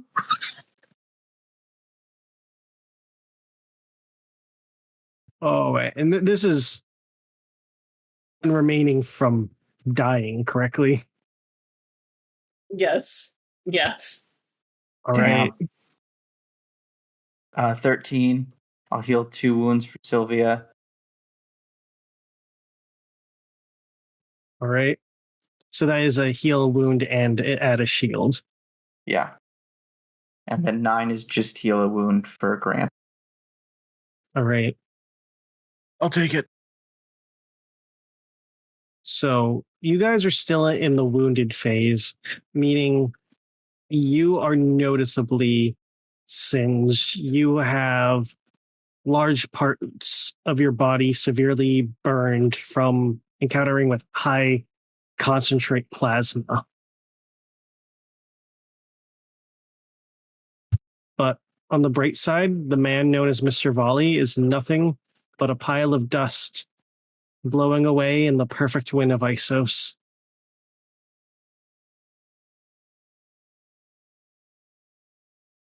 Let's try Nice. to make sure that we're away from the explosions next time. Yeah. I thought that one through a little more.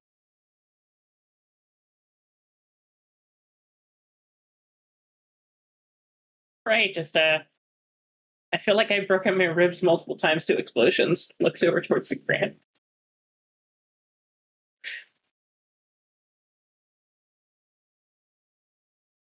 Should we go poke that crystal? Sure, why not? Just like, I guess I'll go first. All right, as the only one not on death's door, Vanya, you Mhm. approach the magenta-hued prismatic obelisk.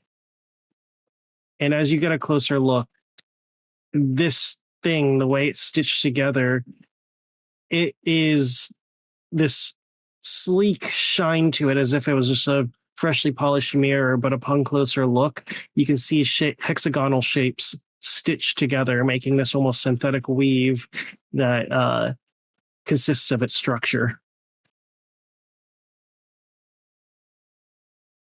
I touch it. It ripples and responds to your touch as part of the wall caves in for a circular, like, socket.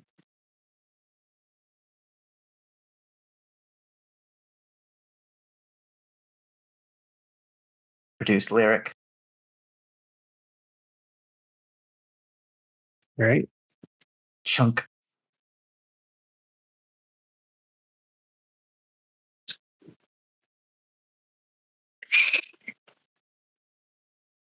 As the walls surge with these blue tones, and you hear this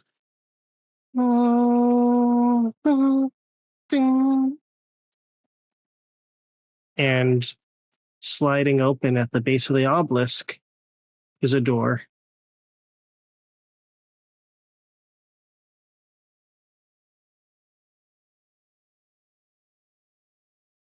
Let's go. Is Yarn joining us? I definitely think that they should. Hopefully. All right. As you are about to enter, Yarn floats over as the pioneers and Gordon Scoons to kind of clean up on the rest of the land troops.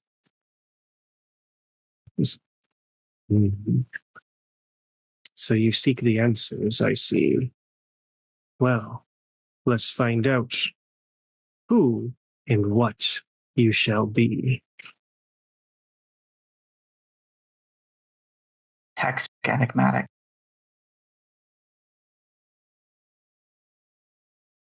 And I enter.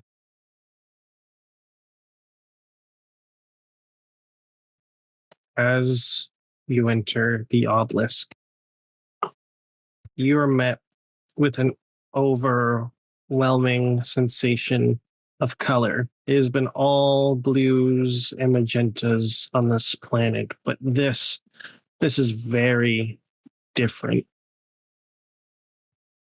Inside the prism, the walls reflect as screens depicting every known location in the frontier. Many you've explored and many you have never been able to touch. It is a hub displaying the entirety of the star system, and at its center, suspended in the air, hooked to hundreds of wires, is a being that must be at least 12 feet tall, gaunt, bipedal creature with translucent skin, elongated head, and beady eyes that dart your way as the respirator that's sealed to its mouth causes its body to inflate. You are looking upon the true last Mycosian, the creator.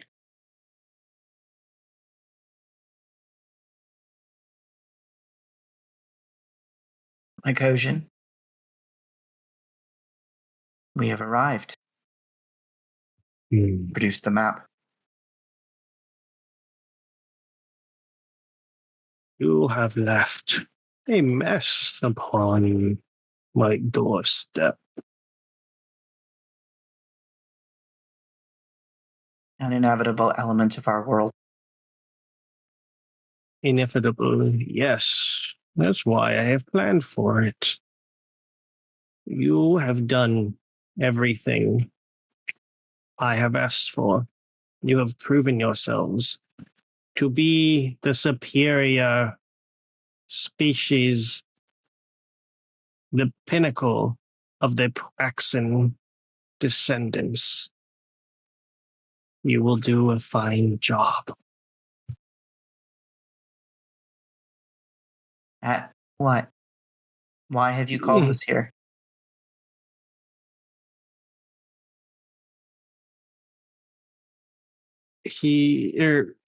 It kind of moves down, and you see these almost hexagonal, like prismatic not being with structures just rise up and wall off Yarn as it seals just you three inside.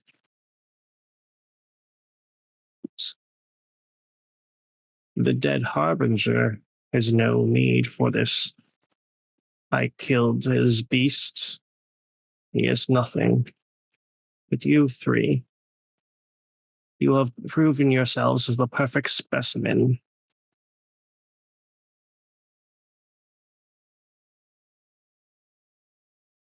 Elaborate.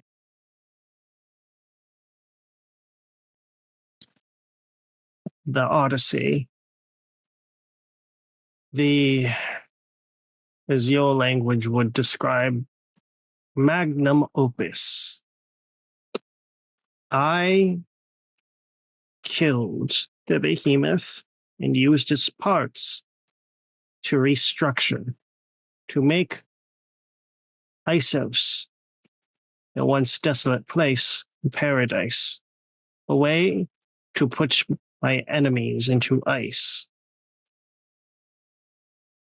All of this, as you three know, were foiled by the Leviathan, and so much was lost by the time I could seal it away. Your most susceptible one made an honorable sacrifice, but without more subjects coming in, we now have the phenomenon. The development of true frontiersmen, develop of a new species of those who've purely formed in this star system. I need to repopulate Odyssey into becoming the pinnacle it once was. You three shall be the seeds of a new species.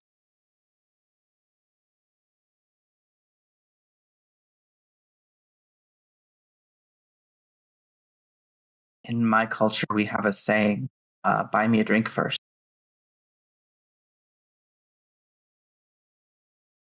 If you want to create a new species, repopulate the galaxy, you got to get to know somebody. That's something we discuss after like a year. 2, 3. Your primitive mating rituals are not needed here. Unless you intend to overpower us. They are.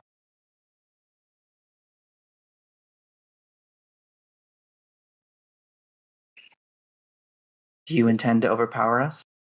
Because that didn't work out well for the last guy. You dare resist me. You!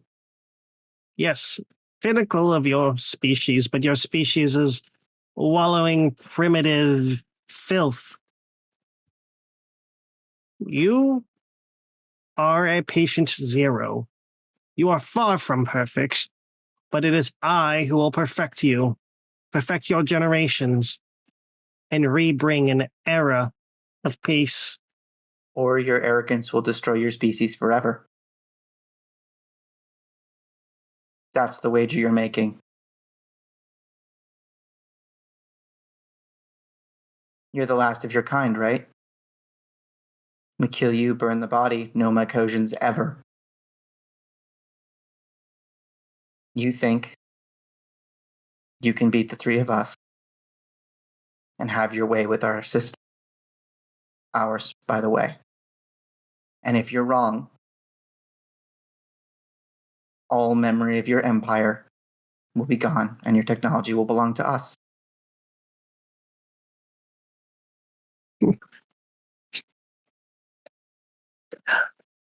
So be it. Or you can buy me a drink.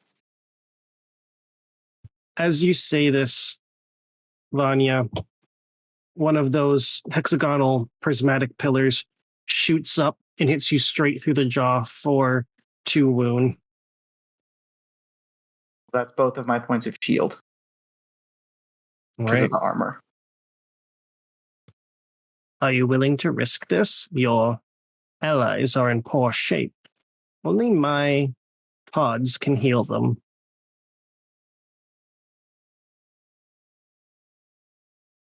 What do you think?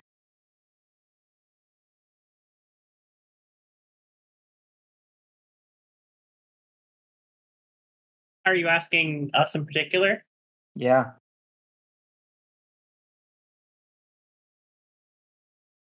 The 3 against 1, I like those odds. Yeah, fuck this guy. You work with us or against us? Make your choice. And I'm going to start cycling up my psionic power.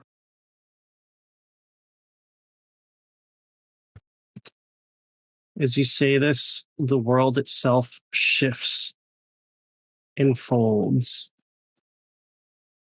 And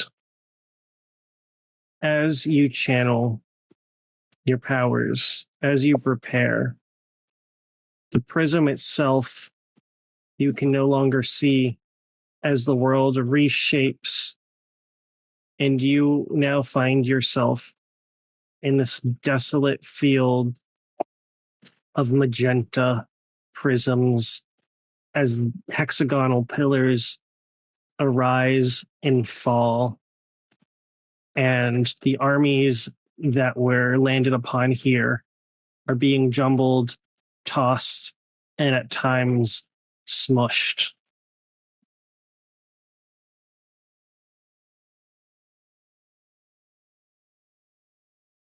Let's get to it. I'm going to reach out to the Void Singers and hope they can suppress some of this.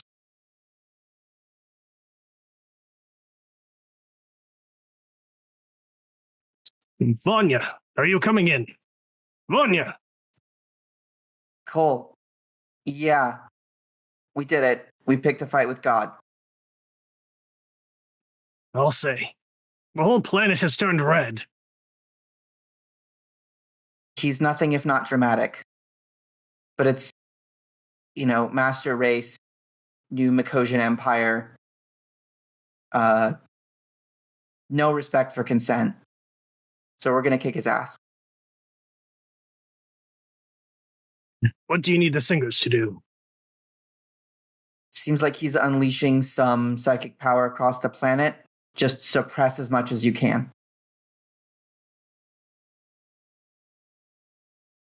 On it, the singers shall form a barrier. Isos shall be enshrouded. Good. And if you All don't right. hear from me in 5 minutes, bombard this location with everything you've got. So I want a do something inhuman. Now, either way, and how this roll is going to work is the singers have successfully kept the creator's influence to just the orbit of Isos, but this is going to determine how many singers it costs to do this. Shit. Okay. I'm going to spend my third organization failure to add an additional one to this roll. I have one left. Favor, yes. Favor. 12. 12. The song is so strong, you swear you can hear it through the atmosphere. Even you two. Sylvia, Grant, you're wounded, but you've decided to pick a fight with a living planet. What are your next actions?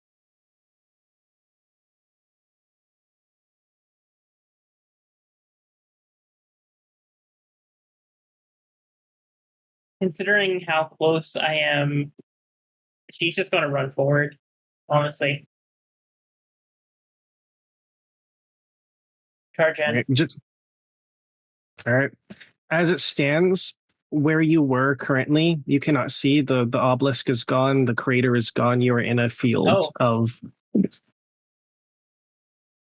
She's going to just scan the surroundings, then send out some drones. All right. Try to find out me where read the the room. obelisk is now.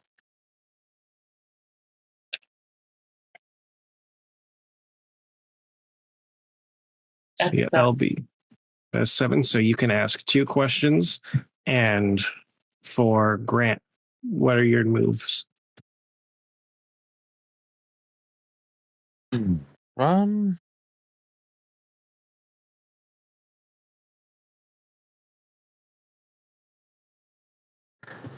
kind of want to have, if we can, since the obelisk is gone, are we still blocked off from others?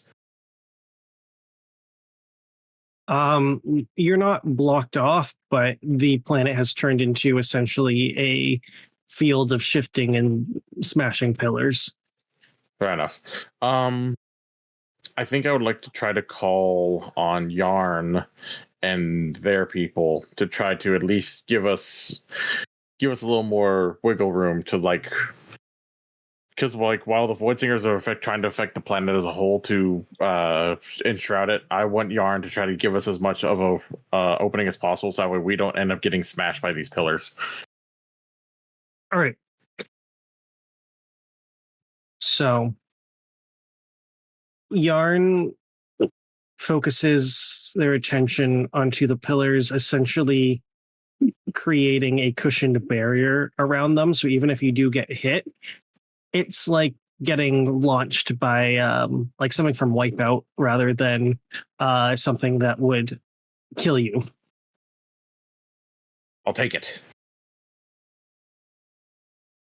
All right. So with this in mind, you have used the Void Singers and the Pioneers. Yep. So the only ones that you have left are the Hive, the Reapers, and Ilkvoss for ally abilities.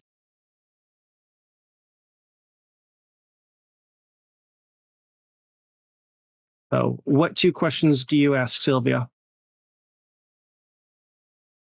I would say the most important one would be what's hold on. What's the best way in, as in where is the obelisk now?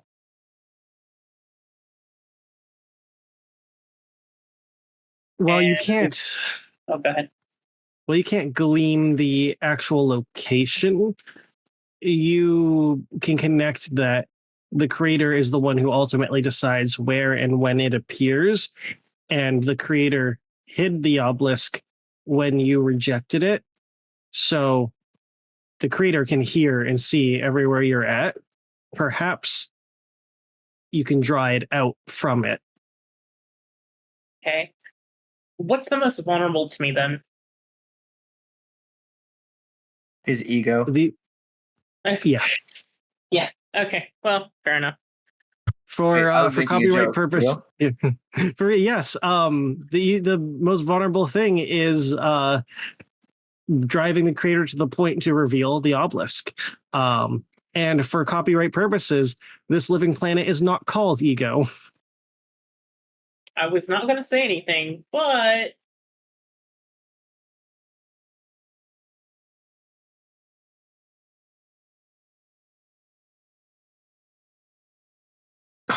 well, the obelisk is completely out of the way.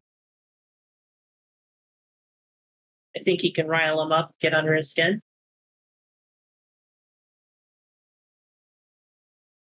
Yeah, I might have moves. Grant, Yes, you are also an expert shit talker. it's true. And did he say he built this planet out of the bones of Yarn's celestial beast? I think that's what he said, if I understood him correctly. Yarn heard that, right? I mean, he was there. I'm assuming so. Very likely. Yarn, you heard that, right? Yes, the Odyssey was built from the behemoth. Here is something else.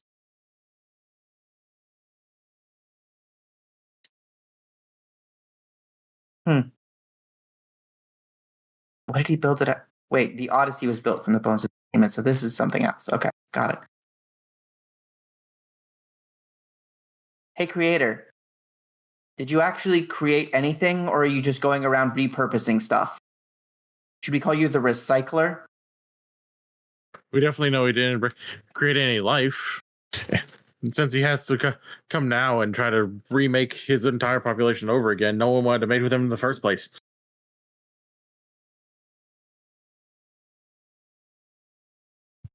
While Roasted. amusing, you hear an echo reverberating from the planet itself. Your juvenile jabs are pathetic. And a pit opens beneath all of you.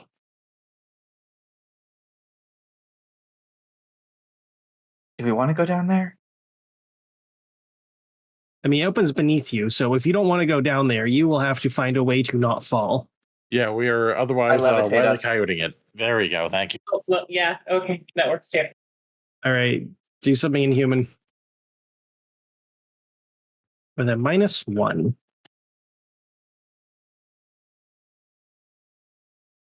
$10. All right, you are levitating above the hole. You've Sorry, got was to this try a- harder than that. Yeah, is this a threat or an invitation? You're not good at communicating. And honestly, it's how that's he the wants first to thing look I would after. tell you if we were on a date. Oh, maybe he's inviting you out for coffee. Do like coffee. I think it's how he wants to look after. A big hole. Is this a pegging joke? Yes, it is. Okay, cool.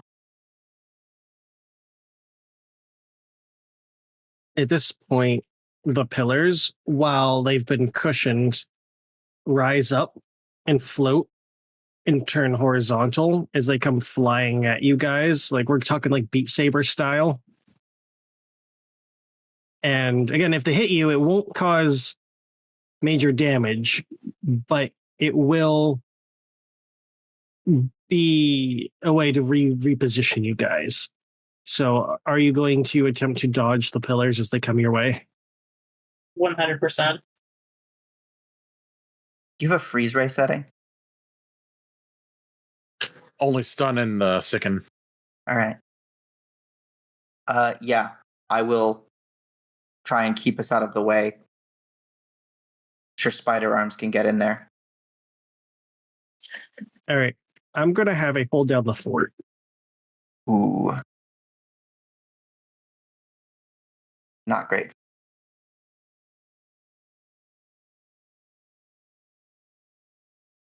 Yeah, that's a 5. So you are trying to dodge and set like everything in place, and you get the first couple, you get the hang of it, and then one just barrels into all three of you, knocking you all to the ground. Does that mean into the hole? That does mean into the hole. Sylvia is going to try to grab onto both Vanya and Grant, and depending on how big the hole is, she's just going to extend her robot legs out to just kind of catch and stop us from descending. All right. I will then have you do a hold down the fort. That's wow. That is grit. Grit. It would help if I did, yeah.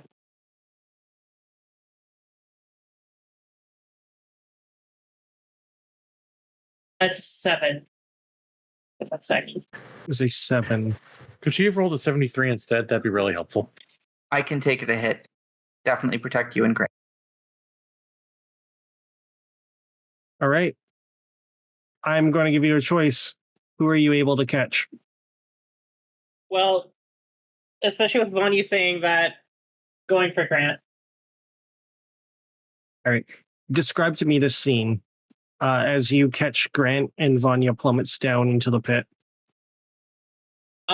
So Sylvia is going to be, as they're blast backwards, reaches out, it grabs Grant, reaches out for Vanya, but she's just a little bit out of reach.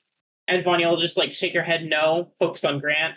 And she'll just hold on to Grant as they're flying backwards, stretched out.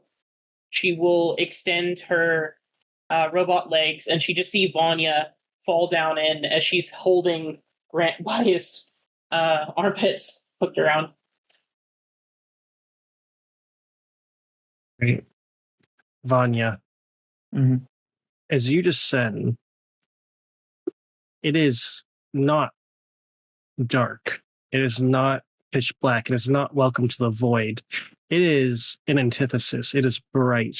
It reminds you of when you were trapped in the prism as you are surrounded by magenta. Everything is reflected. You see yourself, not just as you, but in the past, the future, other timelines. Everything you see is what could have been, what is, what was, and what will be. Roll me weirder things have happened.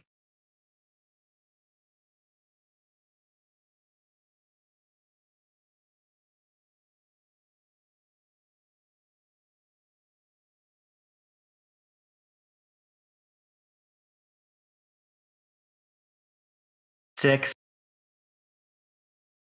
All right. Choose 2 effects from it. Time to start tripping.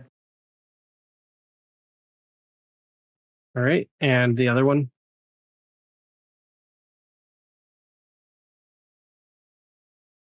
The other ones. So you can become uneasy or nauseated, drowsy or lethargic. You get a wound. You're overcome with fear, or your mind becomes scrambled. Took a wound. Wound. As you hit the ground, you'll take a wound, and you see peeling off of the walls is all the different Vanyas. Describe to me what a child Vanya, an old Vanya, and a Vanya who never went against dead money is like.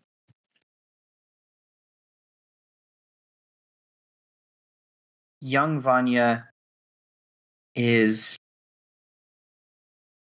a 2000s emo scene punk gutter kid. She's wearing all black denim has like hair over part of her face and just appears angry that things exist. An elder Vanya is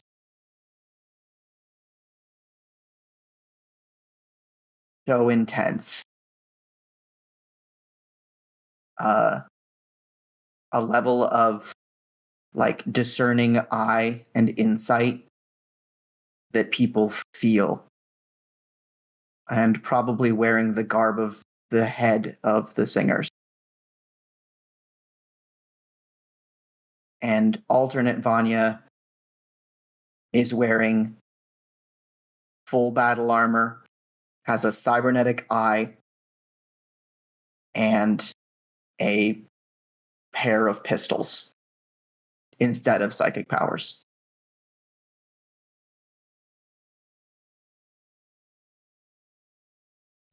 As these three Vanyas come to approach you, we're going to cut to the side of the pit where Sylvia and Grant are hanging on. You can no longer see Vanya. Okay, so what do we do? How do we go down there? Do we try to like climb down slowly? What do we do? Let's get out of the hole. I can't think while we're hanging over a pit that could be our actual end. And she'll Okay, that's try fair. to maneuver the spider backpack to climb up. Right. As you make it to the surface, the hole closes up.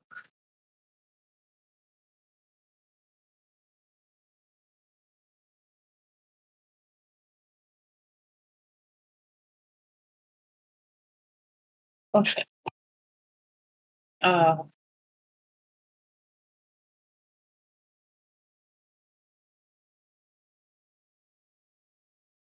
Trying to think quickly, as I am definitely not doing so right now. She's going to see if she can't get a ping on Vanya's location. Seeing if maybe she's not actually down below, but somewhere else.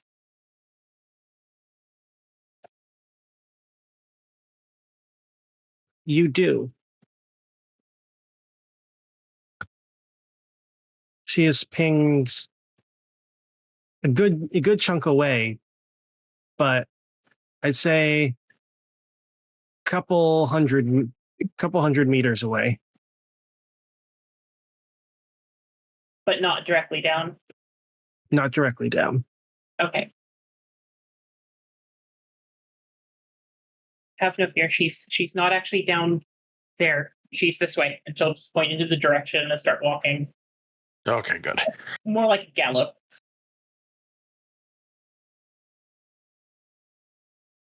Wait, why are we walking? Can't we just have Ilkvos just get us there instantly? Would it be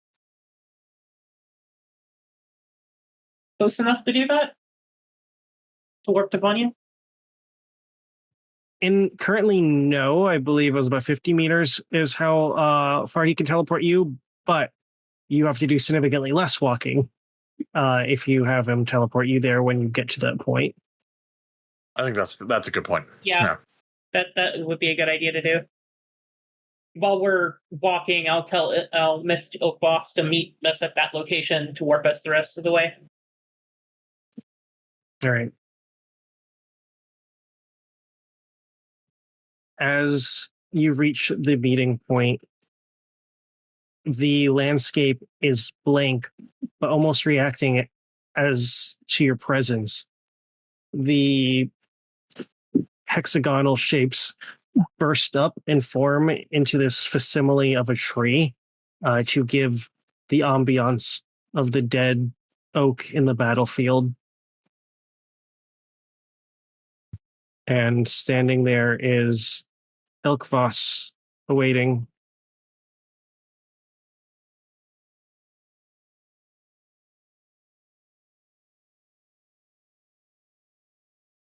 Is Vanya nearby, or can we not see her at all?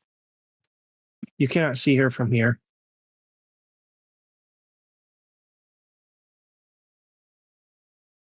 The hellish, where the hell are they?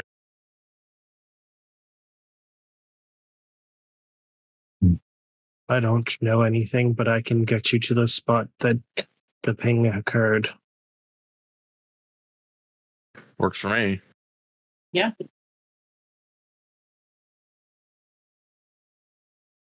Take us there Very quickly. well. He puts a hand on both of your backs, and with his modified teleportation gloves, and sends you two into what looks to be a lake. But as you land on what should be water, it feels more akin to rubber or jello as you sort of bounce into it. Not unlike the kind of water you encountered in the cave. I'm not the only one getting deja vu right now, am I?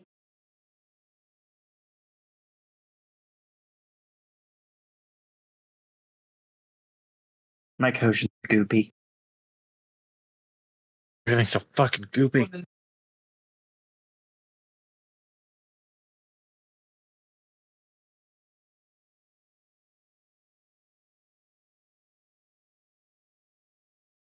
Gonna walk forward.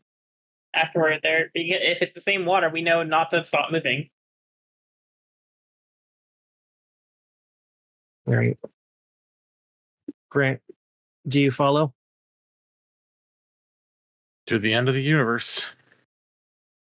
As you walk across the lake, suddenly it flips and you are upside down. Vanya, Mm-hmm. we come back to you as the three Vanyas that was, that will be, and that could be surround you.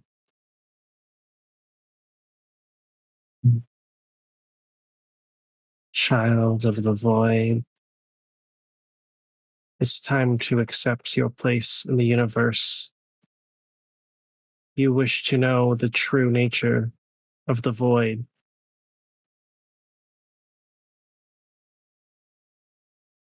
Right now, I wish for a universe where consent is okay.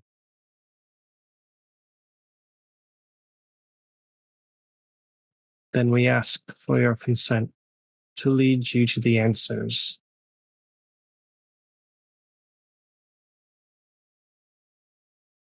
And after that, we fight the creator. Correct. Good. I trust you. Because no version of me in any timeline would have been okay with this.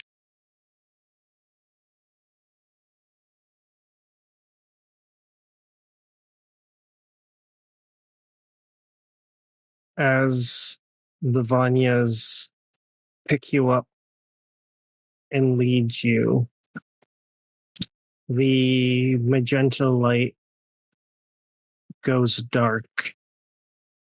So you're filled in utter, complete, black, inky void. You hear slight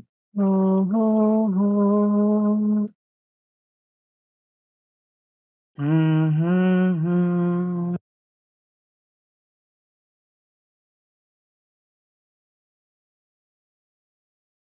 do you feel its child? I hear it. The song. It represents the bringing of the void.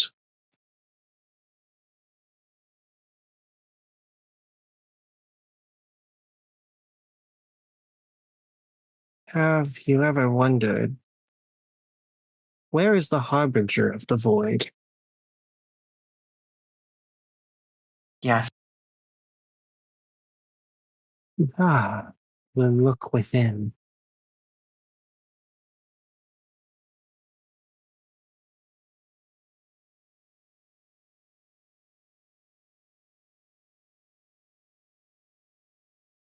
Yeah.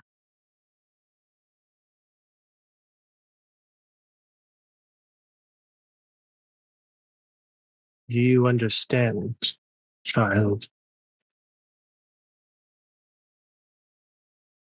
I do. And I'm going to use my power to speak with the dead, try and communicate with the void. All right.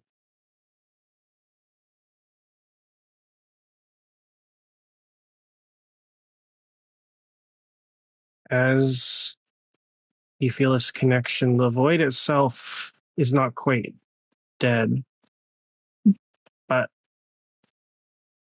you come to a realization. A part of you lights up and fades into the darkness. The harbinger of the void is dead, but what's been made of the harbinger has been turned into faith. The song is the harbinger, and it is harnessed in each and every one of the singers.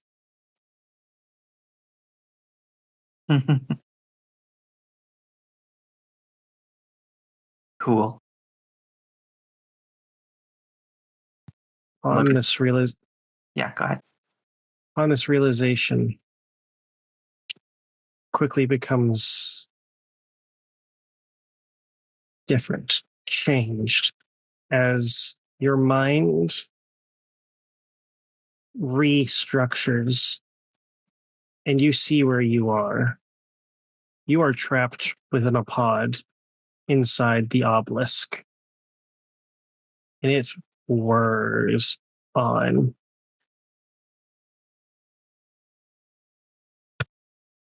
Grant and Sylvia, you tumble to the ground once more at the center of the obelisk. The creator hangs at the center, and embedded into one of the pods is Vanya.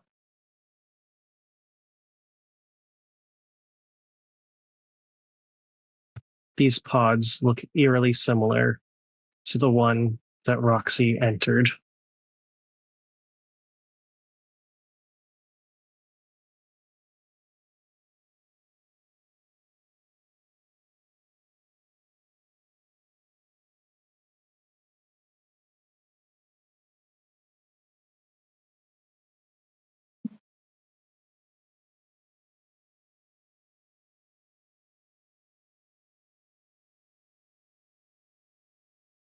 Is he aware of us?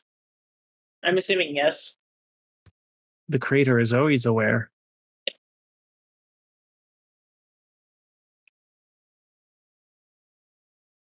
She's going to run over and see if she can't unhook the pod. I am going to have you roll me lend a hand, but if you fail, there will be consequences. What's lend a hand again? Suave. Wow. Oh no. That's my worst one. She would do it. All right. 6. 6. Oh no. As you go and rush to the pod, wires come out and snatch you and pull you into another one. Grant,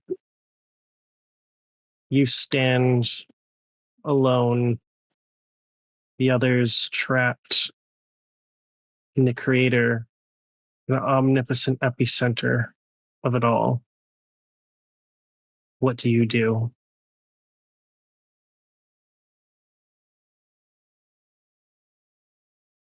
What's going to happen to them?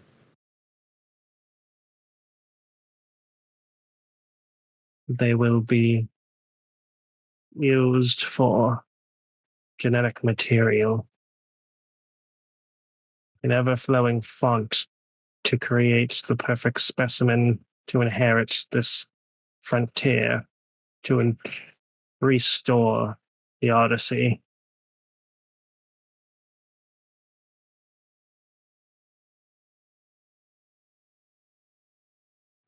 Will they survive? Oh, they will live eternal.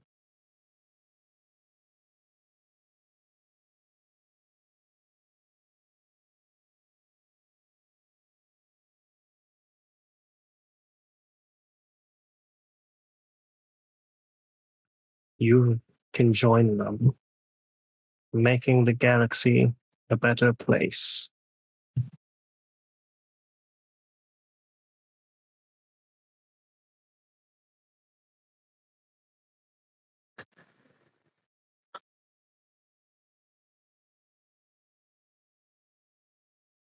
Counteroffer. I replace them.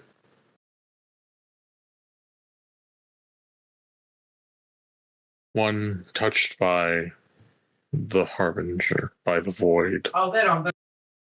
And one whose I changed. technology has already affected so much of their genetic makeup. Or one whose mind has already created ways that the galaxy could be made healthier, safer. And the one who is willing to throw it all away and kill us all right here. And he will pull open his coat to show that he came with a release for basically a large bioorganic bomb.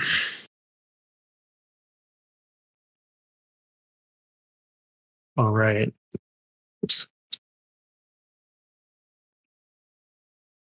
The void, the machine, the mutant. You should know well enough, chemist, that you need all the pieces to create the perfect concoction. I call your bluff. You would not kill your friends.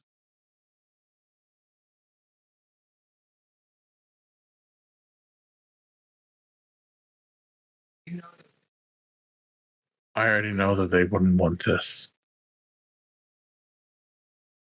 And those pods look pretty durable and vacuum sealed.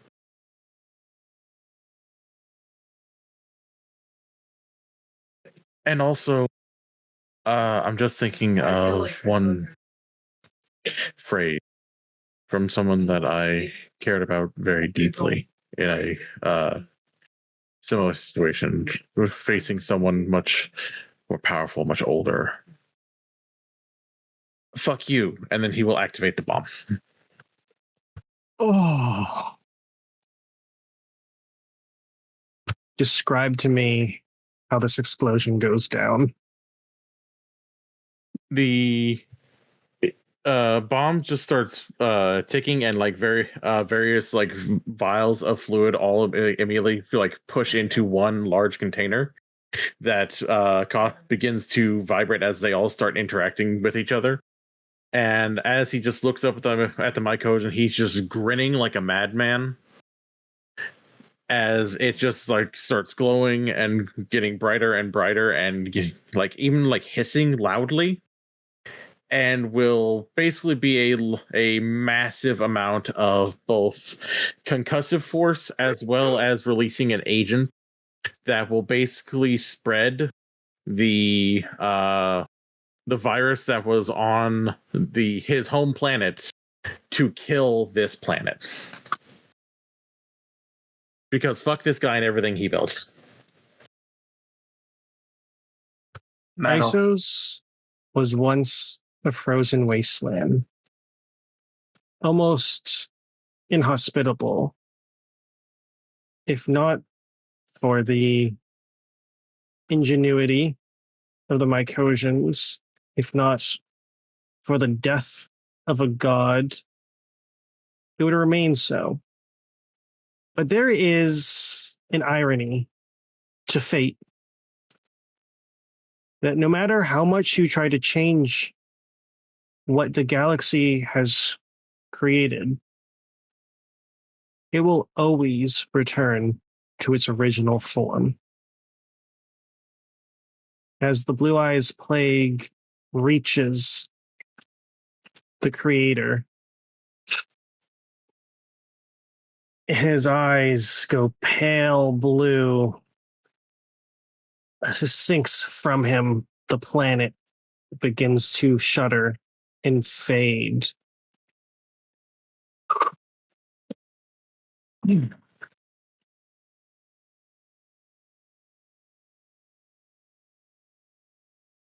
And the technology atomizes away.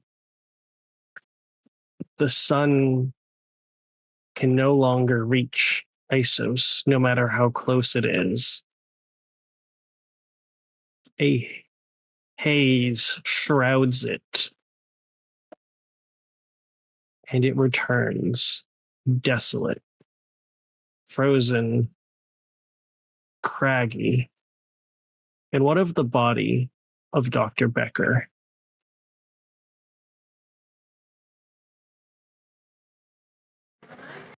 I think that the Blue Eyes Plague would basically immediately both mix calcify and freeze his figure in a wild grin, throwing up the horns one last time for Roxxie.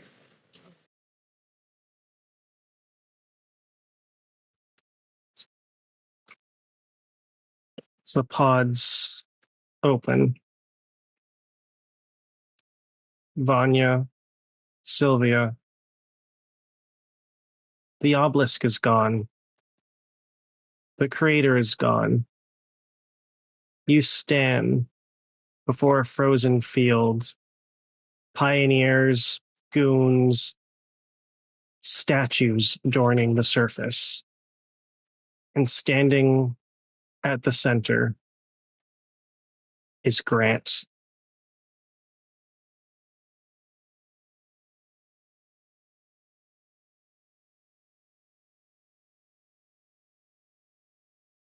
I hug the statue.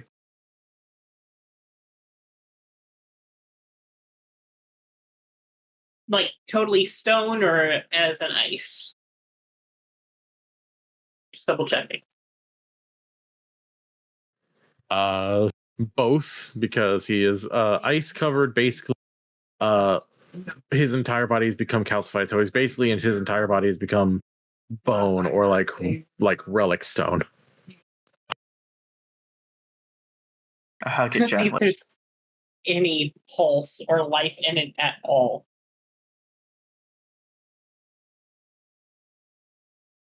No. Via bias scans. Damn. Very impressive, Doctor.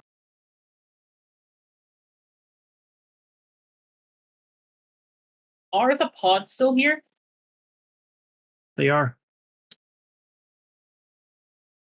She's going to lift up Grant and put him in a pod. Well, hang All on. right. Is that going to work? I don't know. But he's not allowed to die.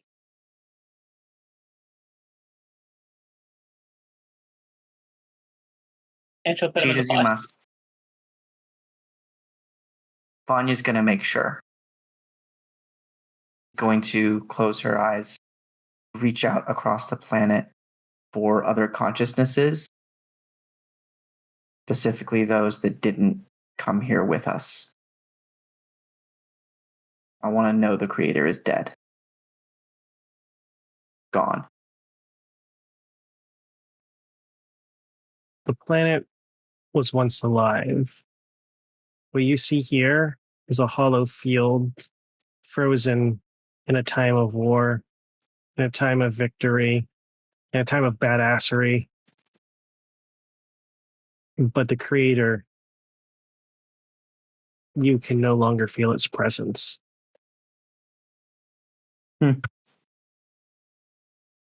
You lose. Sylvia, as you put Grant in the pod, you see the machine kind of whirring, looking to extract something as it digs into essentially bone marrow and draws the remnants of DNA. This pod is meant to preserve and is meant to harvest. You have acquired the DNA of Dr. Becker, but the physical man himself is gone.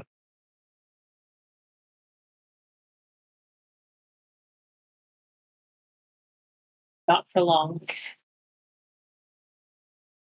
I know of someone that specializes in cloning technology.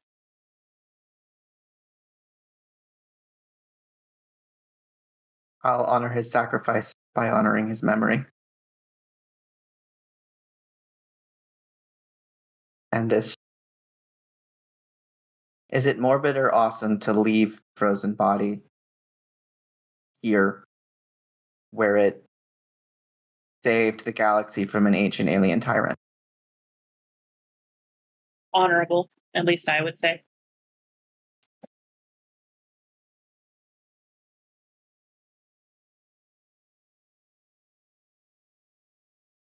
Set him up. Send out the word. We can all get out of here.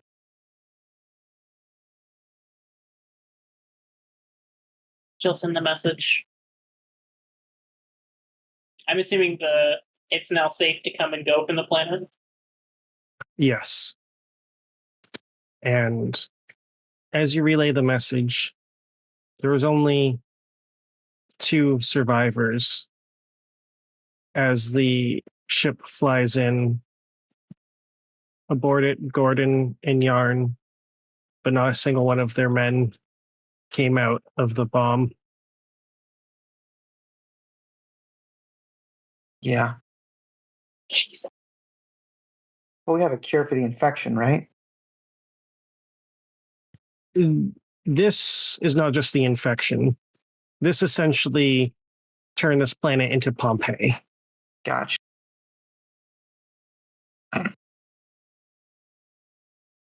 All right.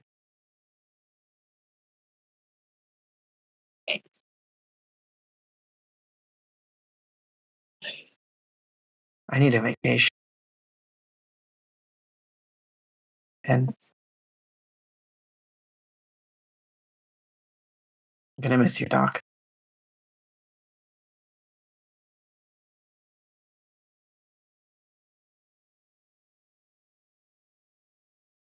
You say that, Sylvia's going to look down at the vial. I'm assuming it's a vial. Yeah. I'll be back. And with that, Ranger kicks off Roxxie's reprise. And you leave Isos behind, the last remnants of the old system. All that's left is a future to carve. So we'll begin with Sylvia. How have you spent your time since your confrontation with the Creator? Ensuring Janus Station is 100% operational and working with the clones to try and bring back Grant as he was, while also trying to find a way how to save Roxxie.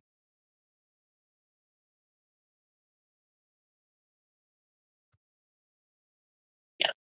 Cloning a man who recently sacrificed himself is a much easier feat than saving a very much alive person keeping the sun together. So we will return to Grant in a moment, but how has Vanya spent her time since the Creator?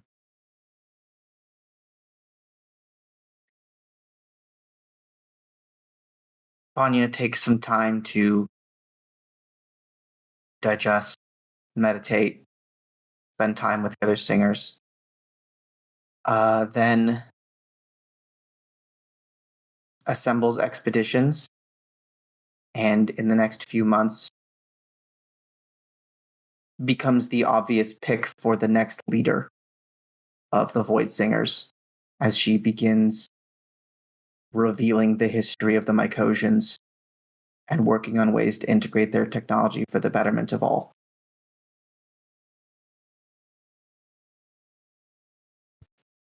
Dr. Grant Becker. The man himself did not come out, but the tenacity of one mad scientist has brought life to a second Grant Becker. What is life for this man like?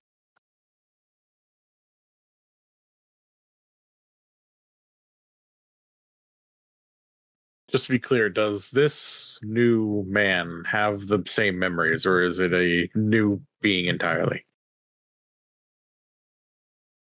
I'm not sure how the cloning would work, but I would hope that the memories would stay, if possible.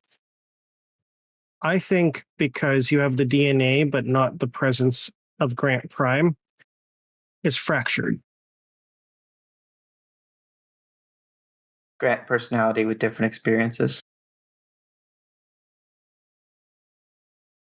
Well, Also, the he's first thing 9. that, yeah, the first thing that this new Grant does is make sure that he doesn't have any debts to anyone, especially not any large insectoid hives, for one. But with only the fractured memories of what happened, this new Grant would focus solely on bigger scale things. Things to fight larger plagues across the sector, things to work on gene therapies, to fight pre-existing conditions that didn't really have any kind of treatment before because no one saw it profitable. And he would do more to wander and just kind of meander and fix things where he goes. But the main thing he would do is that he would definitely be sure to visit his home more, to say hi to the parents he remembers.